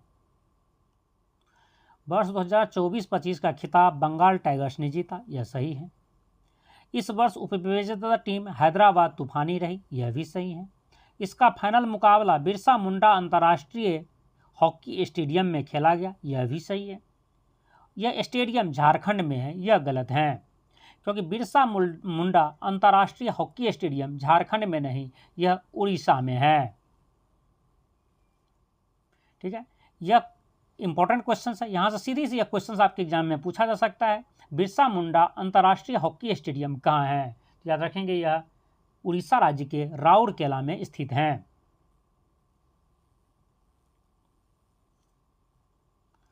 हॉकी इंडिया लीग 2024-25 के विजेता पुरस्कारों में किसे सर्वश्रेष्ठ गोलकीपर से नवाजा गया है? यह नवाजा गया है विक्रमजीत सिंह को।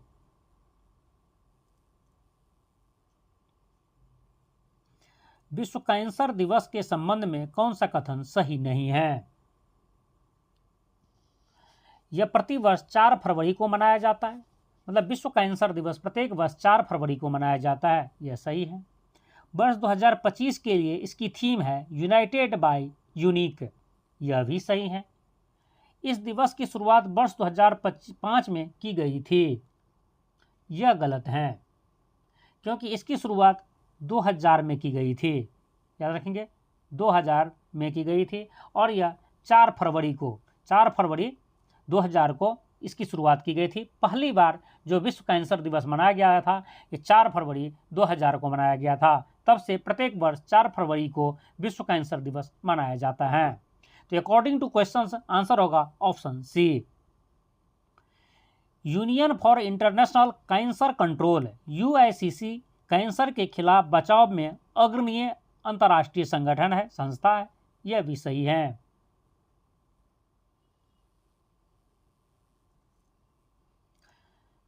गणतंत्र दिवस 2025 की परेड में राज्य संघ राज्य क्षेत्रों की सर्वश्रेष्ठ झांकियों में प्रथम स्थान किस राज्य की झांकी को प्राप्त हुआ है? तो प्रथम स्थान प्राप्त हुआ है उत्तर प्रदेश की झांकी को। हाल ही में शुरू हुए 38वें राष्ट्रीय खेलों का शुभंकर क्या है? 38वें राष्ट्रीय खेलों का शुभंकर है हिमालयन मोनाल। ऑप्शन बी आपका आंसर होगा। वर्ष 2025 का ऑस्ट्रेलियन ओपन में महिला एकल का खिताब किस खिलाड़ी ने जीता है? तो महिला एकल का खिताब खिलाड़ी जीती है तो वह है मैडिसन कीज। ऑप्शन डी आपका आंसर है।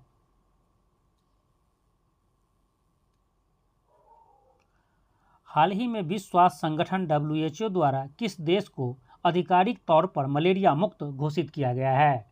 तो देश है जॉर्जिया। जॉर्जिया को WHO के द्वारा मलेरिया मुक्त घोषित किया गया है।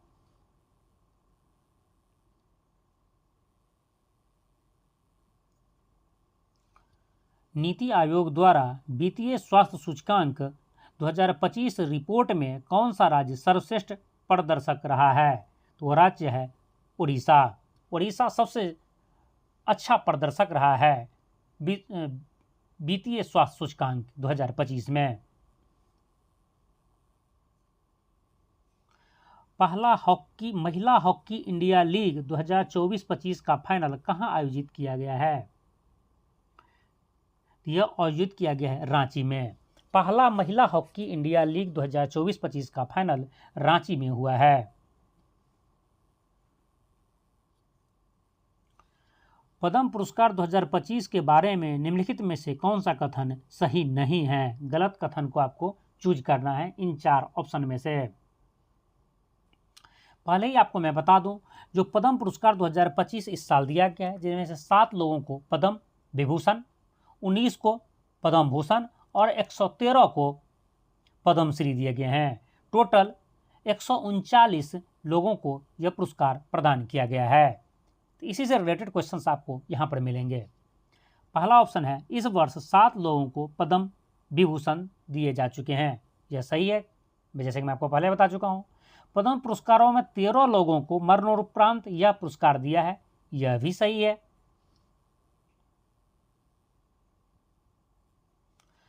इस वर्ष पद्म पुरस्कारों में 23 महिलाओं को भी चुना गया है। यह भी सही है। इस वर्ष कुल 13 पद्म भूषण पुरस्कार दिए जाने की घोषणा की गई है। यह गलत है। जैसे कि मैं पहले बता चुका हूँ आपको, पद्म भूषण 19 लोगों को मिला है, न कि 13 को, और 113 को पद्मश्री दिया गया है। टोटल 139 महानुभावों को यह पुरस्कार दिया गया है।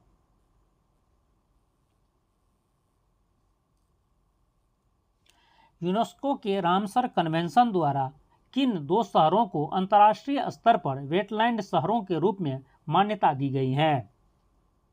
यह 2 शहर है इंदौर और उदयपुर।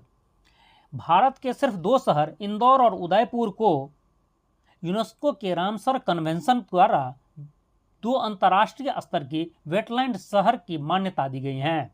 याद रखेंगे, वेटलैंड शहर के रूप में भारत के सिर्फ 2 ही शहर अभी तक वर्तमान मतलब अब मार्च 2025 तक हैं। वह 2 शहर को ही इस साल ही जोड़ा गया है, और यह दोनों शहर है इंदौर और उदयपुर।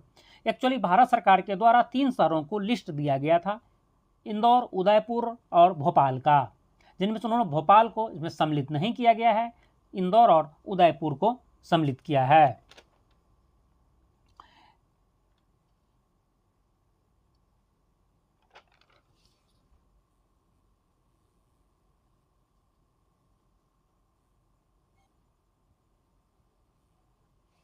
हाल ही में किस राज्य संघ राज्य क्षेत्र द्वारा चिनार के वृक्षों के संरक्षण के लिए डिजिटल वृक्ष आधार कार्यक्रम चलाया जा रहा है? तो वह राज्य है जम्मू कश्मीर। जम्मू कश्मीर के द्वारा चिनार के वृक्षों के संरक्षण के लिए डिजिटल वृक्ष आधार कार्यक्रम चलाया जा रहा है।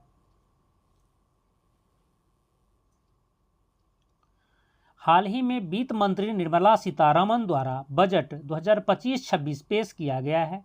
वित्त मंत्री रहते यह लगातार उसके द्वारा प्रस्तुत किया गया बजट है, यह 8वां बजट है। निर्मला सीतारमण जी के द्वारा लगातार यह 8वां बजट पेश किया गया है। 1 जनवरी को कौन सा दिवस मनाया गया है? 1 जनवरी को जो है वैश्विक परिवार दिवस मनाया गया है। याद रखेंगे, प्रत्येक वर्ष 1 जनवरी के दिन जो है वैश्विक परिवार दिवस मनाया जाता है। 4 जनवरी को कौन सा दिवस मनाया जाता है? 4 जनवरी को प्रत्येक वर्ष विश्व ब्रेल दिवस मनाया जाता है। और जैसा कि आप जानते होंगे कि विश्व ब्रेल दिवस जो है ब्रेल लिपि के आविष्कारक लुईस ब्रेल के जन्मदिन पर मनाया जाता है, क्योंकि लुईस ब्रेल का जन्म 4 जनवरी को हुआ था, और लुईस ब्रेल पहले व्यक्ति थे जिन्होंने ब्रेल लिपि की खोज की थी। ब्रेल लिपि वही लिपि है जिसके द्वारा, जिसमें डॉट डॉट करके आप कई जगह पर देखे होंगे, जहाँ पर जो व्यक्ति ब्लाइंड होते हैं, अंधे होते हैं, उसके लिए यह एक लैंग्वेज है, जिसे देख करके, जिसे वो हाथ से टच करके उसे वह पढ़ सकते हैं। तो उसके ब्रेल लिपि की खोज करने वाले लुईस ब्रेल के जन्मदिन के अवसर पर, जन्मदिन के उपलक्ष्य में कह सकते हैं, उसको सेलिब्रेट करने के लिए 4 जनवरी को प्रत्येक वर्ष ब्रेल दिवस, विश्व ब्रेल दिवस मनाया जाता है। डीआरडीओ का स्थापना दिवस कब मनाया जाता है? डीआरडीओ का स्थापना दिवस प्रत्येक वर्ष 1 जनवरी को मनाया जाता है।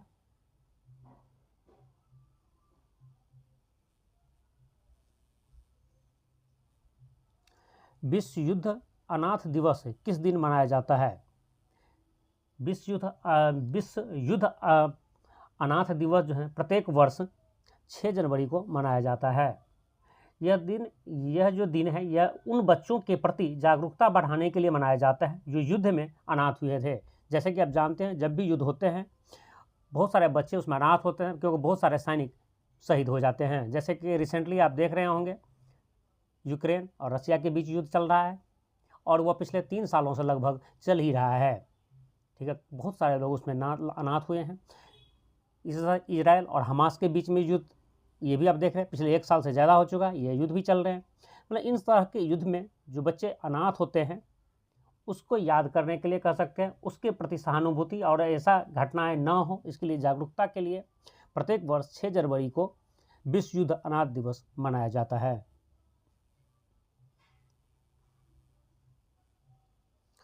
तो 2025 में यूएनएससी के अस्थायी सदस्य कौन कौन से देश बने हैं? 5 देश अस्थायी सदस्य बने हैं। 1 जनवरी 2025 से लेकर के वो कार्य करेंगे 31 दिसंबर 2026 तक। जैसे कि आप जानते हैं संयुक्त राष्ट्र संघ में 15 सदस्य होते हैं। उन 15 सदस्य में से 5 अस्थायी, जिसके पास वीटो पावर होता है, 10 अस्थायी होते हैं, प्रत्येक 2 साल के लिए नियुक्त किए जाते हैं। अभी जो 1 जनवरी 2025 से जो कार्यभार संभाले हैं वो कौन कौन से देश हैं? वह देश हैं आपको डेनमार्क, ग्रीस, पाकिस्तान, पनामा और सोमालिया। ये 5 देश 1 जनवरी 2025 से यूएनएससी के अस्थायी सदस्य नियुक्त किए गए हैं, और यह 31 दिसंबर 2026 तक इस कह सकते हैं इस स्थान पर बने रहेंगे, इसके सदस्य बने रहेंगे।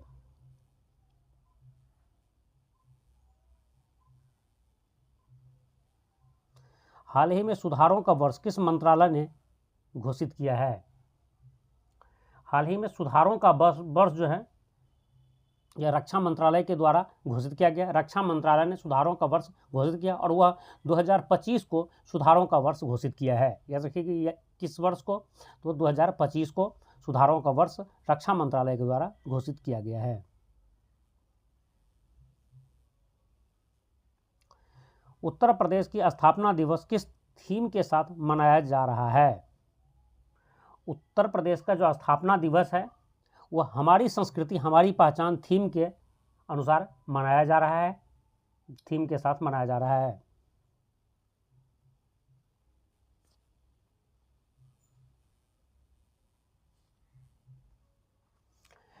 वित्त वर्ष 2024 में भारत की कॉफी निर्यात में कितने प्रतिशत की वृद्धि हुई है? वित्त वर्ष 2024 में जो पिछला साल का वित्त वर्ष है, जिसमें भारत के जो कॉफ़ी निर्यात है उसमें 29% की वृद्धि हुई है। और आप कमेंट्स करके बताएंगे कि भारत में सबसे ज़्यादा कॉफ़ी उत्पादन करने वाला राज्य कौन सा है। और मैं पिछले कई वीडियो में इस क्वेश्चन का जवाब दे चुका हूं, इसलिए आप कमेंट्स करके मुझे बताएंगे।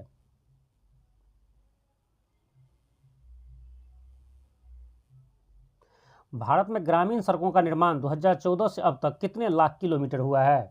यह वह 3.74 लाख है, यानी 3.74 लाख किलोमीटर तक ग्रामीण सड़क का निर्माण किया जा चुका है 2014 से लेकर के अब तक 2024 के लास्ट तक। आंसर होगा option B 3.74 lakh kilometre. Mahabharat Vatika किस राज्य में विकसित की गई है? महाभारत वाटिका जो है उत्तराखंड राज्य में विकसित की गई है। उत्तराखंड सरकार द्वारा उत्तराखंड में महाभारत वाटिका विकसित की गई है। भारत में पहला लोकपाल दिवस कब मनाया गया है? भारत में जो है पहला लोकपाल दिवस इसी साल 2025 में मनाया गया है। याद रखेंगे वह 16 जनवरी 2025 को पहला लोकपाल मनाया गया है। अब 16 जनवरी को प्रत्येक साल 2025 के बाद से, अब मतलब 2025 में तो पहली बार मनाया गया, अब 26-27 मतलब कह सकते हैं आगे तक प्रत्येक वर्ष 16 जनवरी को लोकपाल दिवस मनाया जाएगा। जैसा कि आप जानते होंगे कि लोकपाल दिवस जो 16 जनवरी को क्यों मनाया जाता है, क्योंकि 16 जनवरी को लोकपाल और लोकायुक्त अधिनियम 2013 के अनुसार सार्वजनिक पदाधिकारियों के खिलाफ भ्रष्टाचार के आरोप की जांच करने के लिए स्थापित किया गया था। अब यह लोकपाल और लोकायुक्त दोनों ही एक वैधानिक निकाय है, वैधानिक संस्था है, जिसकी कह सकते हैं जिसको याद करने के लिए 16 जनवरी को प्रत्येक वर्ष अब लोकपाल दिवस मनाया जाएगा। ठीक है। और यह लोकपाल, आप जो कह सकते हैं कि लोकपाल अधिनियम जो पारित हुआ था, यदि एग्जाम में आपसे पूछ दे तो आप याद रखें कि वो 2013 में लोकपाल अधिनियम पारित किया गया था।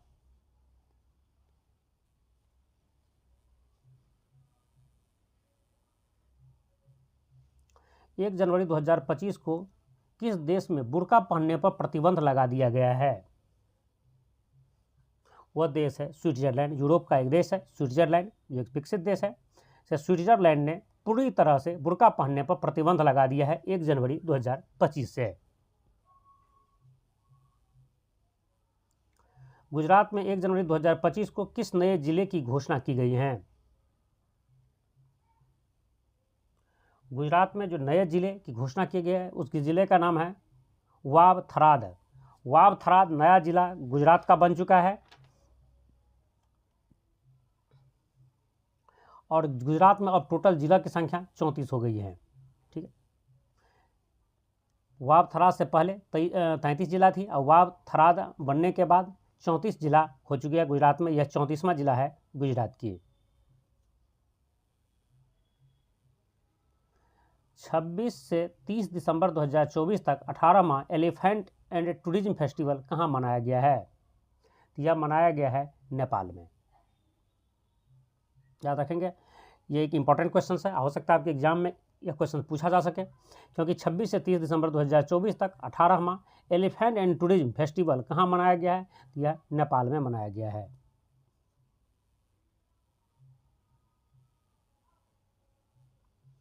दिसंबर 2024 में फीडे महिला विश्व रैपिड चैंपियनशिप 2024 किसने जीती हैं?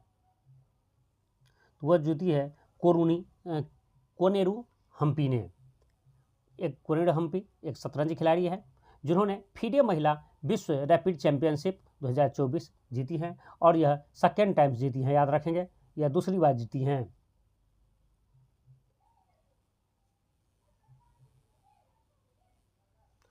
दिसंबर 2024 में 7 महाद्वीपों की सबसे ऊंची चोटी को किसने फतह किया? तो 7 दिसंबर 2024 में 7 महाद्वीपों की, मतलब 24 तक कह सकते हैं, दिसंबर 2024 तक, मतलब उस 7 महाद्वीप की जो सबसे ऊंची ऊंची चोटी है उसे फतह करने वाले जो है बन गया है काम्या कार्तिकेयन। कान्या कार्तिकेयन मुंबई की है और उन्होंने विश्व के, वर्ल्ड के जो है 7 जो महाद्वीप है उनके जो सबसे ऊंची चोटी है उन पर उन्होंने फतह कर लिया है दिसंबर 2024 तक।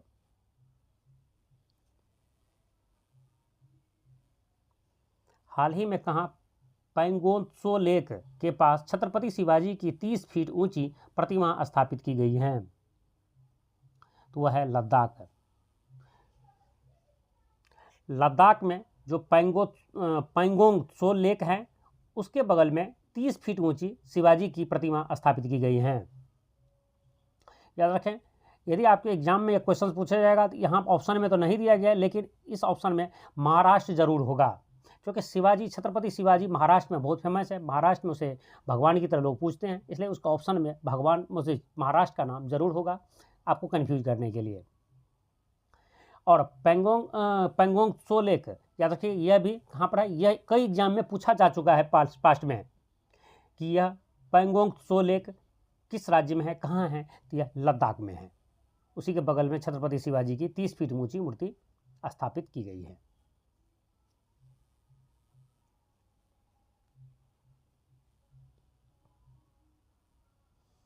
मध्य प्रदेश किस कार्यक्रम के तहत 14 बाघों को राजस्थान, उड़ीसा और छत्तीसगढ़ स्थानांतरित करेगा?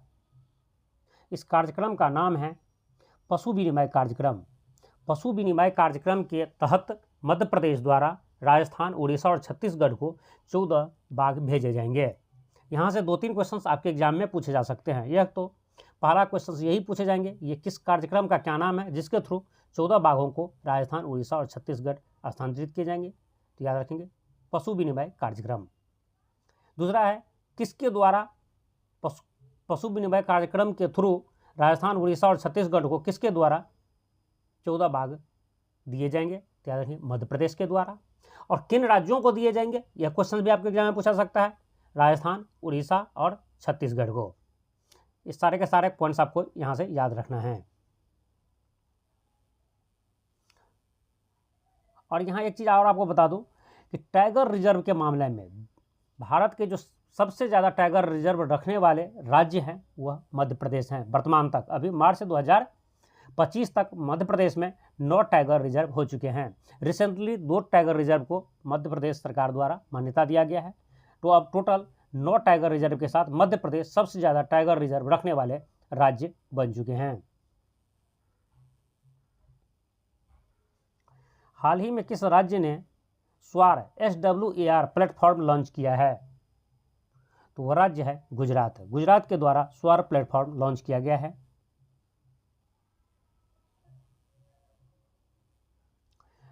उनतीस दिसंबर 2024 को दिलीप शंकर का निधन हुआ। वह कौन थे? दिलीप शंकर एक अभिनेता थे और वह मलयालम अभिनेता थे, एक्टर थे मलयालम फिल्म की।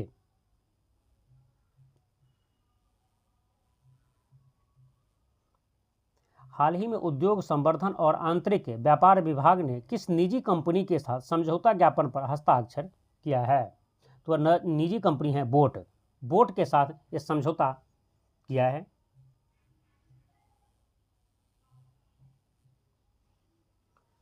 किस राज्य सरकार ने CAPF कर्मियों के परिवार को दी जाने वाले अनुग्रह राशि को 50 लाख से बढ़ाकर 1 करोड़ कर दिया है? तो यह राज्य सरकार है हरियाणा। हरियाणा राज्य के द्वारा अब CAPF कर्मियों को 50 लाख से 1 करोड़ कर दिया गया है उसकी अनुग्रह राशि।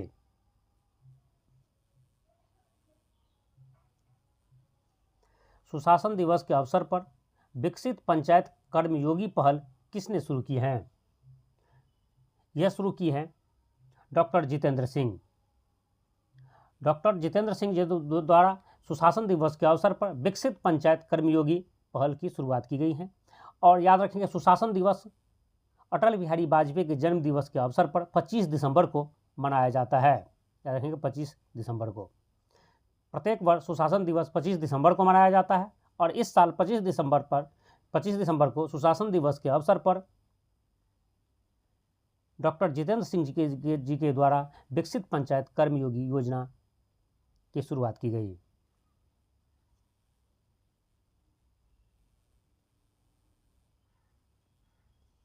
हाल ही में टेस्ट क्रिकेट में सबसे तेज 200 विकेट लेने वाले भारतीय तेज गेंदबाज कौन बने हैं? वो बने हैं जसप्रीत बुमराह।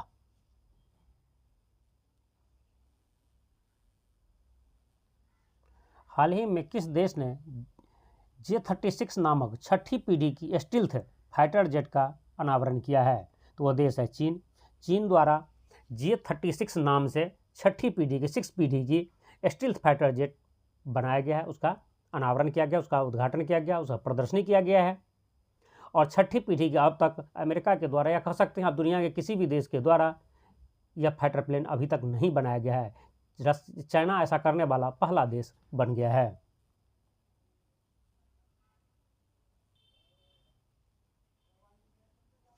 भारत और नेपाल के बीच सूर्य किरण अभ्यास का 18वां संस्करण कहाँ आयोजित किया गया है?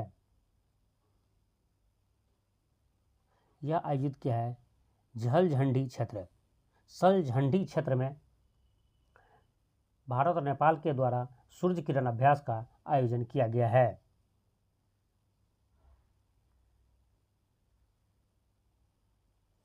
और यह क्षेत्र नेपाल में है। भारत और नेपाल के बीच प्रत्येक वर्ष सूर्य किरण युद्धाभ्यास किया जाता है। यह एग्जाम में कई बार भी पूछा गया है कि सूर्य किरण अभ्यास इनमें से किन किन देशों के बीच होता है? तो यह भारत और नेपाल के बीच होता है और यह बायलैटरल की तरह होता है, मतलब एक बार वह भारत में होगा और दूसरी बार यह नेपाल में होगा। तो पिछले साल यह भारत में हुई थी, तो इस साल वह नेपाल में हुई है और नेपाल के सलझंडी क्षेत्र में यह हुई है। यह 18वां संस्करण था।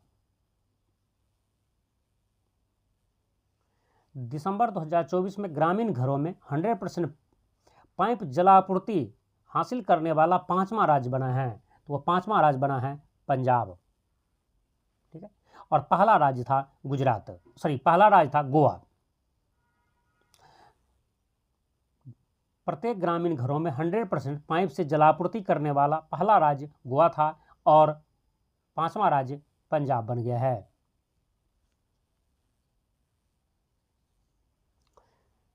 5 जनवरी 2025 को पीएम मोदी ने किस शहर में केंद्रीय आयुर्वेदिक अनुसंधान संस्थान CARI की आधारशिला रखी है? तो वह शहर है नई दिल्ली। नई दिल्ली में पीएम मोदी के द्वारा केंद्रीय आयुर्वेद अनुसंधान संस्थान की आधारशिला रखी गई है।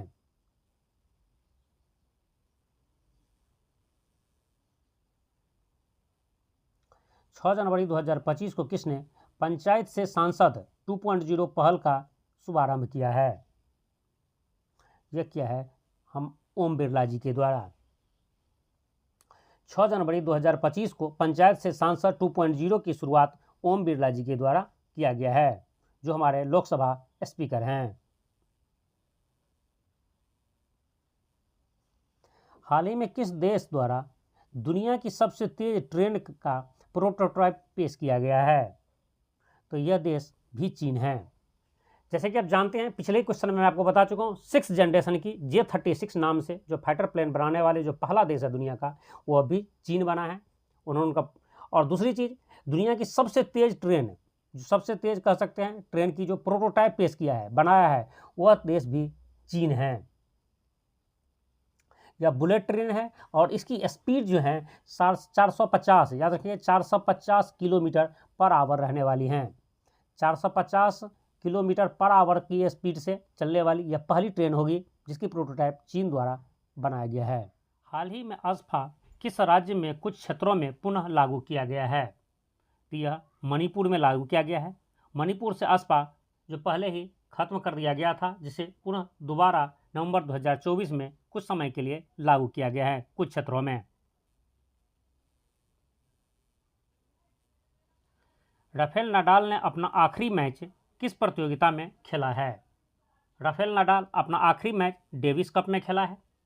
यहाँ से 2-3 क्वेश्चन और आप याद रखेंगे। राफेल नाडाल जो है टेनिस का प्लेयर है और यह स्पेन से बिलोंग्स करते हैं।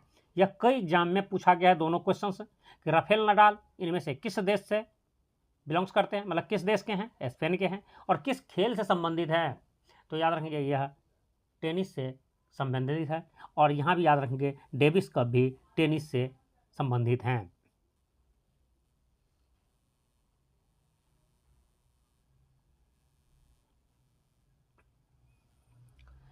विश्व शौचालय दिवस 2024 की थीम रखी गई है, मतलब विश्व शौचालय दिवस 2024 की थीम क्या है? तो याद रखेंगे विश्व शौचालय दिवस जो है 19 नवंबर को मनाया जाता है और जिसकी थीम है toilet a place for piece. ठीक है।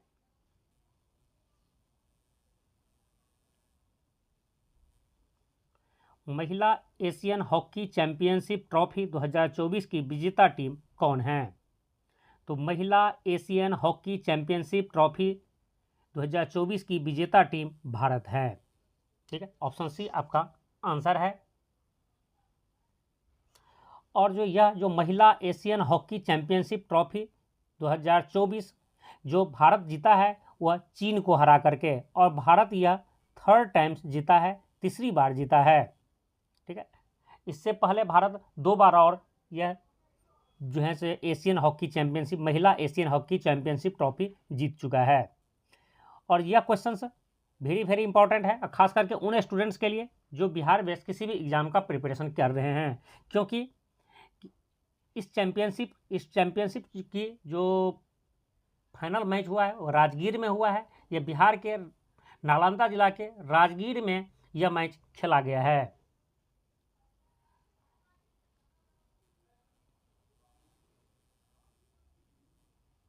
दुनिया के सबसे ताकतवर रॉकेट का नाम क्या है जिसका हाल ही में 6ठा सफल परीक्षण किया गया है? इसका नाम है स्टारशिप। स्टारशिप यह एलन मस्क की कंपनी स्पेस एक्स का है, स्टारशिप है, मतलब स्पेस एक्स के द्वारा यह स्टारशिप बनाया गया है जो दुनिया के सबसे ताकतवर रॉकेट हैं।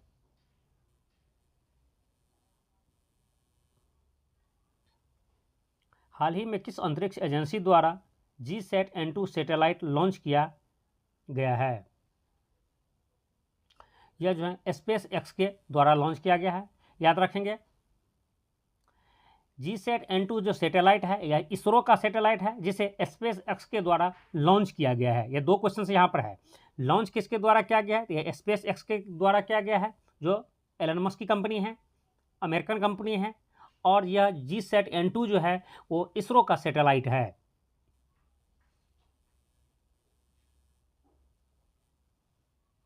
हाल ही में किसे भारत का 56वां टाइगर रिजर्व घोषित किया गया है? यह गुरु घासीदास तिमोर पिंगला टाइगर रिजर्व को जो है भारत का 56वां टाइगर रिजर्व घोषित किया गया है। और यह जो टाइगर रिजर्व है यह छत्तीसगढ़ में है। और याद रखेंगे यह जो तीसरा सबसे बड़ा टाइगर रिजर्व भी है। ये जो है गुरु घासीदास तिमोर पिंगला टाइगर रिजर्व वह तीसरा सबसे बड़ा टाइगर रिजर्व है। तो याद रखेंगे पहला और दूसरा पर जो नाम है, या पहला जो है नागा अर्जुन सागर श्री सैलम टाइगर रिजर्व है जो आंध्र प्रदेश में है।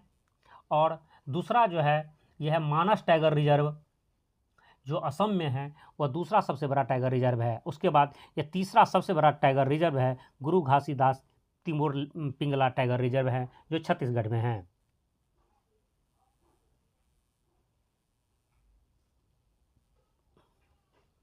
पच्चीसवां हॉर्नबिल महोत्सव का आधिकारिक भागीदार देश किसे घोषित किया गया है? यह आधिकारिक भागीदारी देश जो है जापान को घोषित किया गया है। और हॉर्नबिल महोत्सव जो है यह नागालैंड का महोत्सव है, नागालैंड में मनाया जाता है। और याद रखेंगे यह क्वेश्चन कई बार एग्जाम में पूछा गया है, हॉर्नबिल महोत्सव कहाँ मनाया जाता है?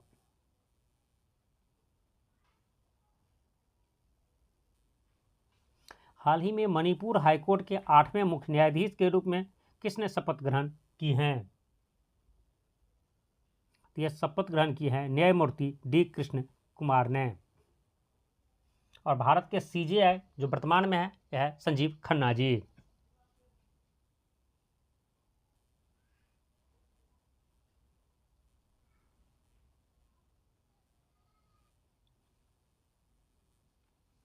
हाल ही में मिस चार्म इंडिया 2024 का खिताब किसने जीता है?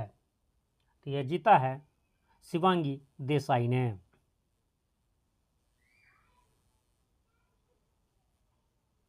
खेलो इंडिया यूथ गेम्स 2025 कहाँ आयोजित किए जाएंगे?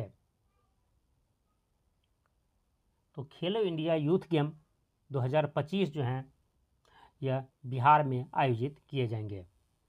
यह अप्रैल 2025 में इसका आयोजन होगा। खेलो इंडिया यूथ गेम और पैरा गेम्स का दोनों का ही आयोजन बिहार में होगा।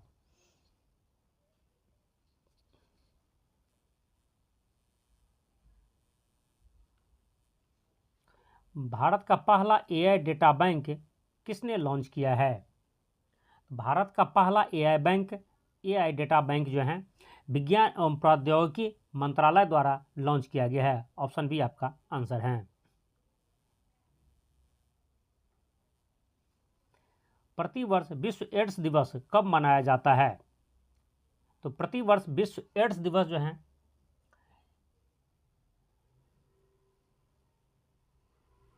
1 दिसंबर को मनाया जाता है। प्रतिवर्ष विश्व एड्स दिवस 1 दिसंबर को मनाया जाता है। किस देश ने 16 वर्ष से कम उम्र के लोगों के लिए सोशल मीडिया के उपयोग पर प्रतिबंध लगा दिया है? तो वह देश है ऑस्ट्रेलिया। ऑस्ट्रेलिया में अब 16 वर्ष से कम उम्र के लोगों को सोशल मीडिया यूज करने पर प्रतिबंध लगा दिया गया है। अब सोशल मीडिया यूज नहीं कर पाएंगे, मतलब सोशल मीडिया पर अपना अकाउंट अब नहीं बना पाएंगे। हाल ही में अमेय कुमार बागची का निधन हो गया है। वह किस क्षेत्र से संबंधित हैं? वह अर्थशास्त्र से संबंधित थे। वह एक अर्थशास्त्री थे।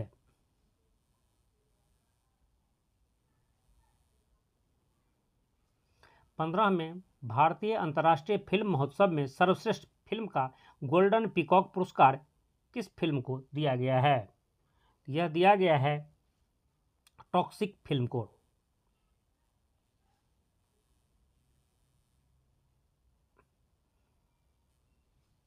हाल ही में किसके द्वारा संरक्षा मोबाइल एप्लीकेशन लॉन्च किया गया है?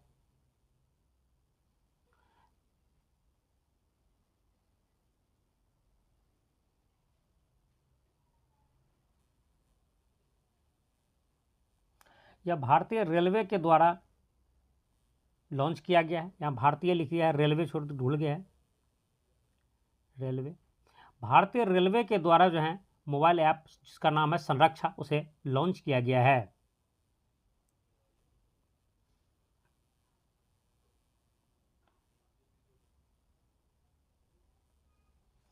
हाल ही में किसे doctor Martin Luther king junior global peace award से सम्मानित किए जाने की घोषणा की गई है। मतलब हाल ही में किसे doctor Martin Luther king junior global peace award से सम्मानित किया गया है? तो वह नरेंद्र मोदी जी को यह सम्मान रिसेंटली दिया गया है।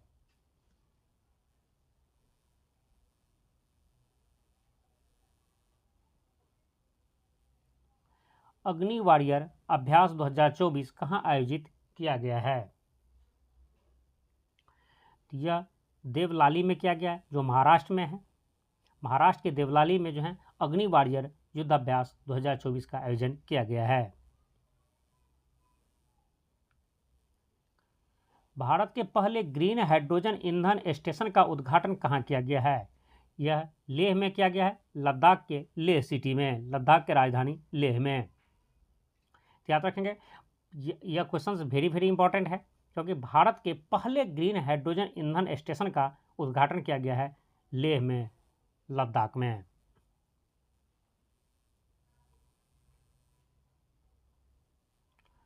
दो 2024 के विश्व एड्स दिवस की थीम क्या थी? इसकी विश्व एड्स दिवस जो 1 दिसंबर को मनाया जाता है, जिसका थीम है जो 2024 के लिए, वो है सही रास्ता अपनाएं, मेरा स्वास्थ्य मेरा अधिकार।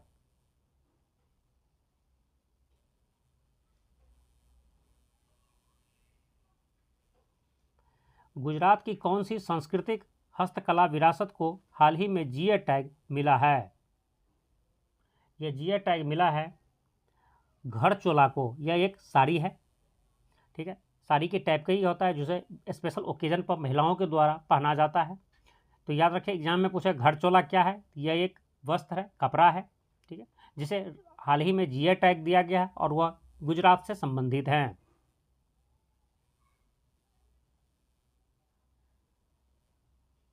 ऑक्सफोर्ड यूनिवर्सिटी प्रेस ने किस शब्द को 2024 का Oxford word of the year घोषित किया है? यह क्या है? ब्रेन रूट को। ब्रेन रूट को जो है सो Oxford word of the year घोषित किया है। और ब्रेन रूट जो है एक ऐसा वर्ड है जिसका सीधा संबंध लोगों के मानसिक स्थिति से है। जो सोशल मीडिया के यूज करने से जो मानसिक स्थिति पैदा होता है, मानसिक विकार, मानसिक प्रॉब्लम जो पैदा होता है, जिसे ब्रेन रोट कहा जाता है, इसी ब्रेन रोट को जो है Oxford word of the year घोषित किया गया है ऑक्सफोर्ड यूनिवर्सिटी के द्वारा।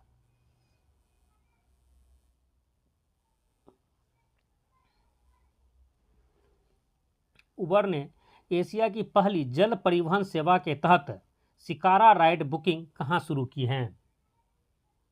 यह शुरू की हैं डल झील में। जो जम्मू एंड कश्मीर के जो डल झील है, श्रीनगर में जो डल झील है, उसमें उबर के द्वारा एशिया की पहली जल परिवहन सेवा के तहत शिकारा राइड बुकिंग शुरू किया गया है। तो याद रखें, यहाँ से क्वेश्चन सीधा से एक लाइन में आपको पूछा जाएगा कि एशिया की पहली जल परिवहन सेवा के तहत शिकारा राइड बुकिंग करने वाली जो कंपनी कौन सी है? वह उबर कंपनी है। जो ओला उबर का नाम सुने हैं वही उबर कंपनी है, ठीक है, जो डल झील में पहली बार शुरू की हैं।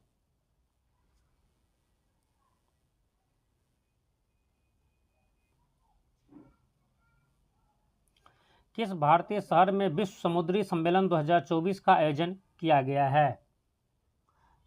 वह शहर है मुंबई, चेन्नई, कोलकाता, विशाखापट्टनम। यह शहर आपकी चेन्नई में विश्व समुद्री सम्मेलन 2024 का आयोजन किया गया है।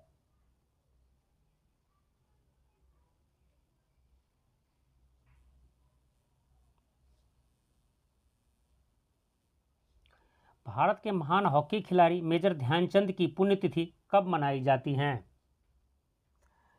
मेजर ध्यानचंद की पुण्यतिथि 3 दिसंबर को मनाई जाती है और 29 अगस्त को उसकी जयंती मनाई जाती हैं, जन्म दिवस मनाई जाती हैं, जिसकी की वजह से 29 अगस्त को हर साल राष्ट्रीय खेल दिवस भी मनाया जाता है। याद रखेंगे।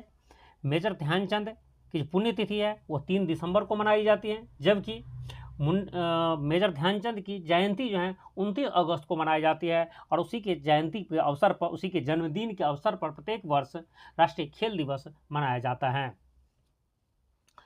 मेजर ध्यानचंद को हॉकी का जादूगर भी कहा जाता है और उन्होंने वर्ष 1926 से लेकर 1948 तक अपने खेल करियर के दौरान मेजर ध्यानचंद ने 1000 से ज़्यादा गोल किए और भारत को 3 ओलंपिक में स्वर्ण पदक दिलाए हैं। वह ओलंपिक है 1928, 1932 और 1936 में। लगातार तीनों ही ओलंपिक में उन्होंने भारत को हॉकी में गोल्ड मेडल दिलाए हैं, तो जिसकी वजह से उसे हॉकी का जादूगर भी कहा जाता था।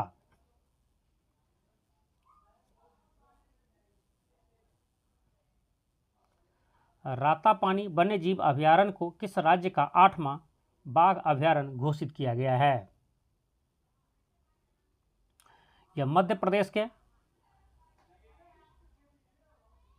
8वां बाघ अभयारण्य बन चुका है और उसका नाम है रातापानी वन्यजीव अभयारण्य। याद रखें, रातापानी वन्यजीव अभयारण्य मध्य प्रदेश में है और वह राज्य का 8वां बाघ अभयारण्य घोषित किया जा चुका है।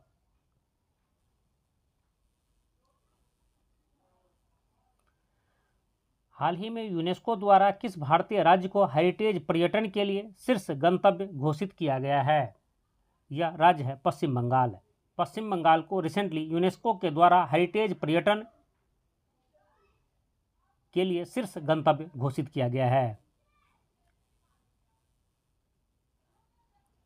हाल ही में यूएसए ने यूक्रेन को कितने मिलियन डॉलर की सैन्य सहायता प्रदान की है? यह 725 मिलियन डॉलर की। और यह कहा जाए तो यह जो है सो अब न्यूज़ पुराना हो चुका है। अब जो है यूएस ने यूक्रेन को एड देना बंद कर दिए हैं जब से ट्रंप सरकार में आए हैं।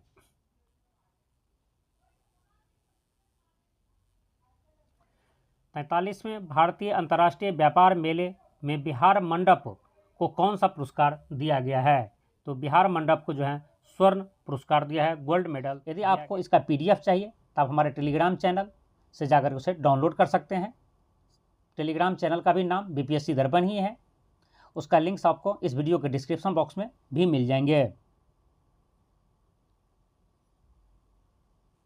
और यह वीडियो आपको पसंद आया हो तो उसे लाइक कर दीजिए, अपने फ्रेंड्स को शेयर कर दीजिए। और आप इस चैनल पर नए हैं, अभी तक इसे सब्सक्राइब नहीं किए हैं तो इसे ज़रूर सब्सक्राइब कर लें और बेल आइकन को भी ज़रूर प्रेस कर दें, जिससे मेरे नेक्स्ट वीडियो का नोटिफिकेशन आप तक आसानी से पहुंच जाए। जय हिंद।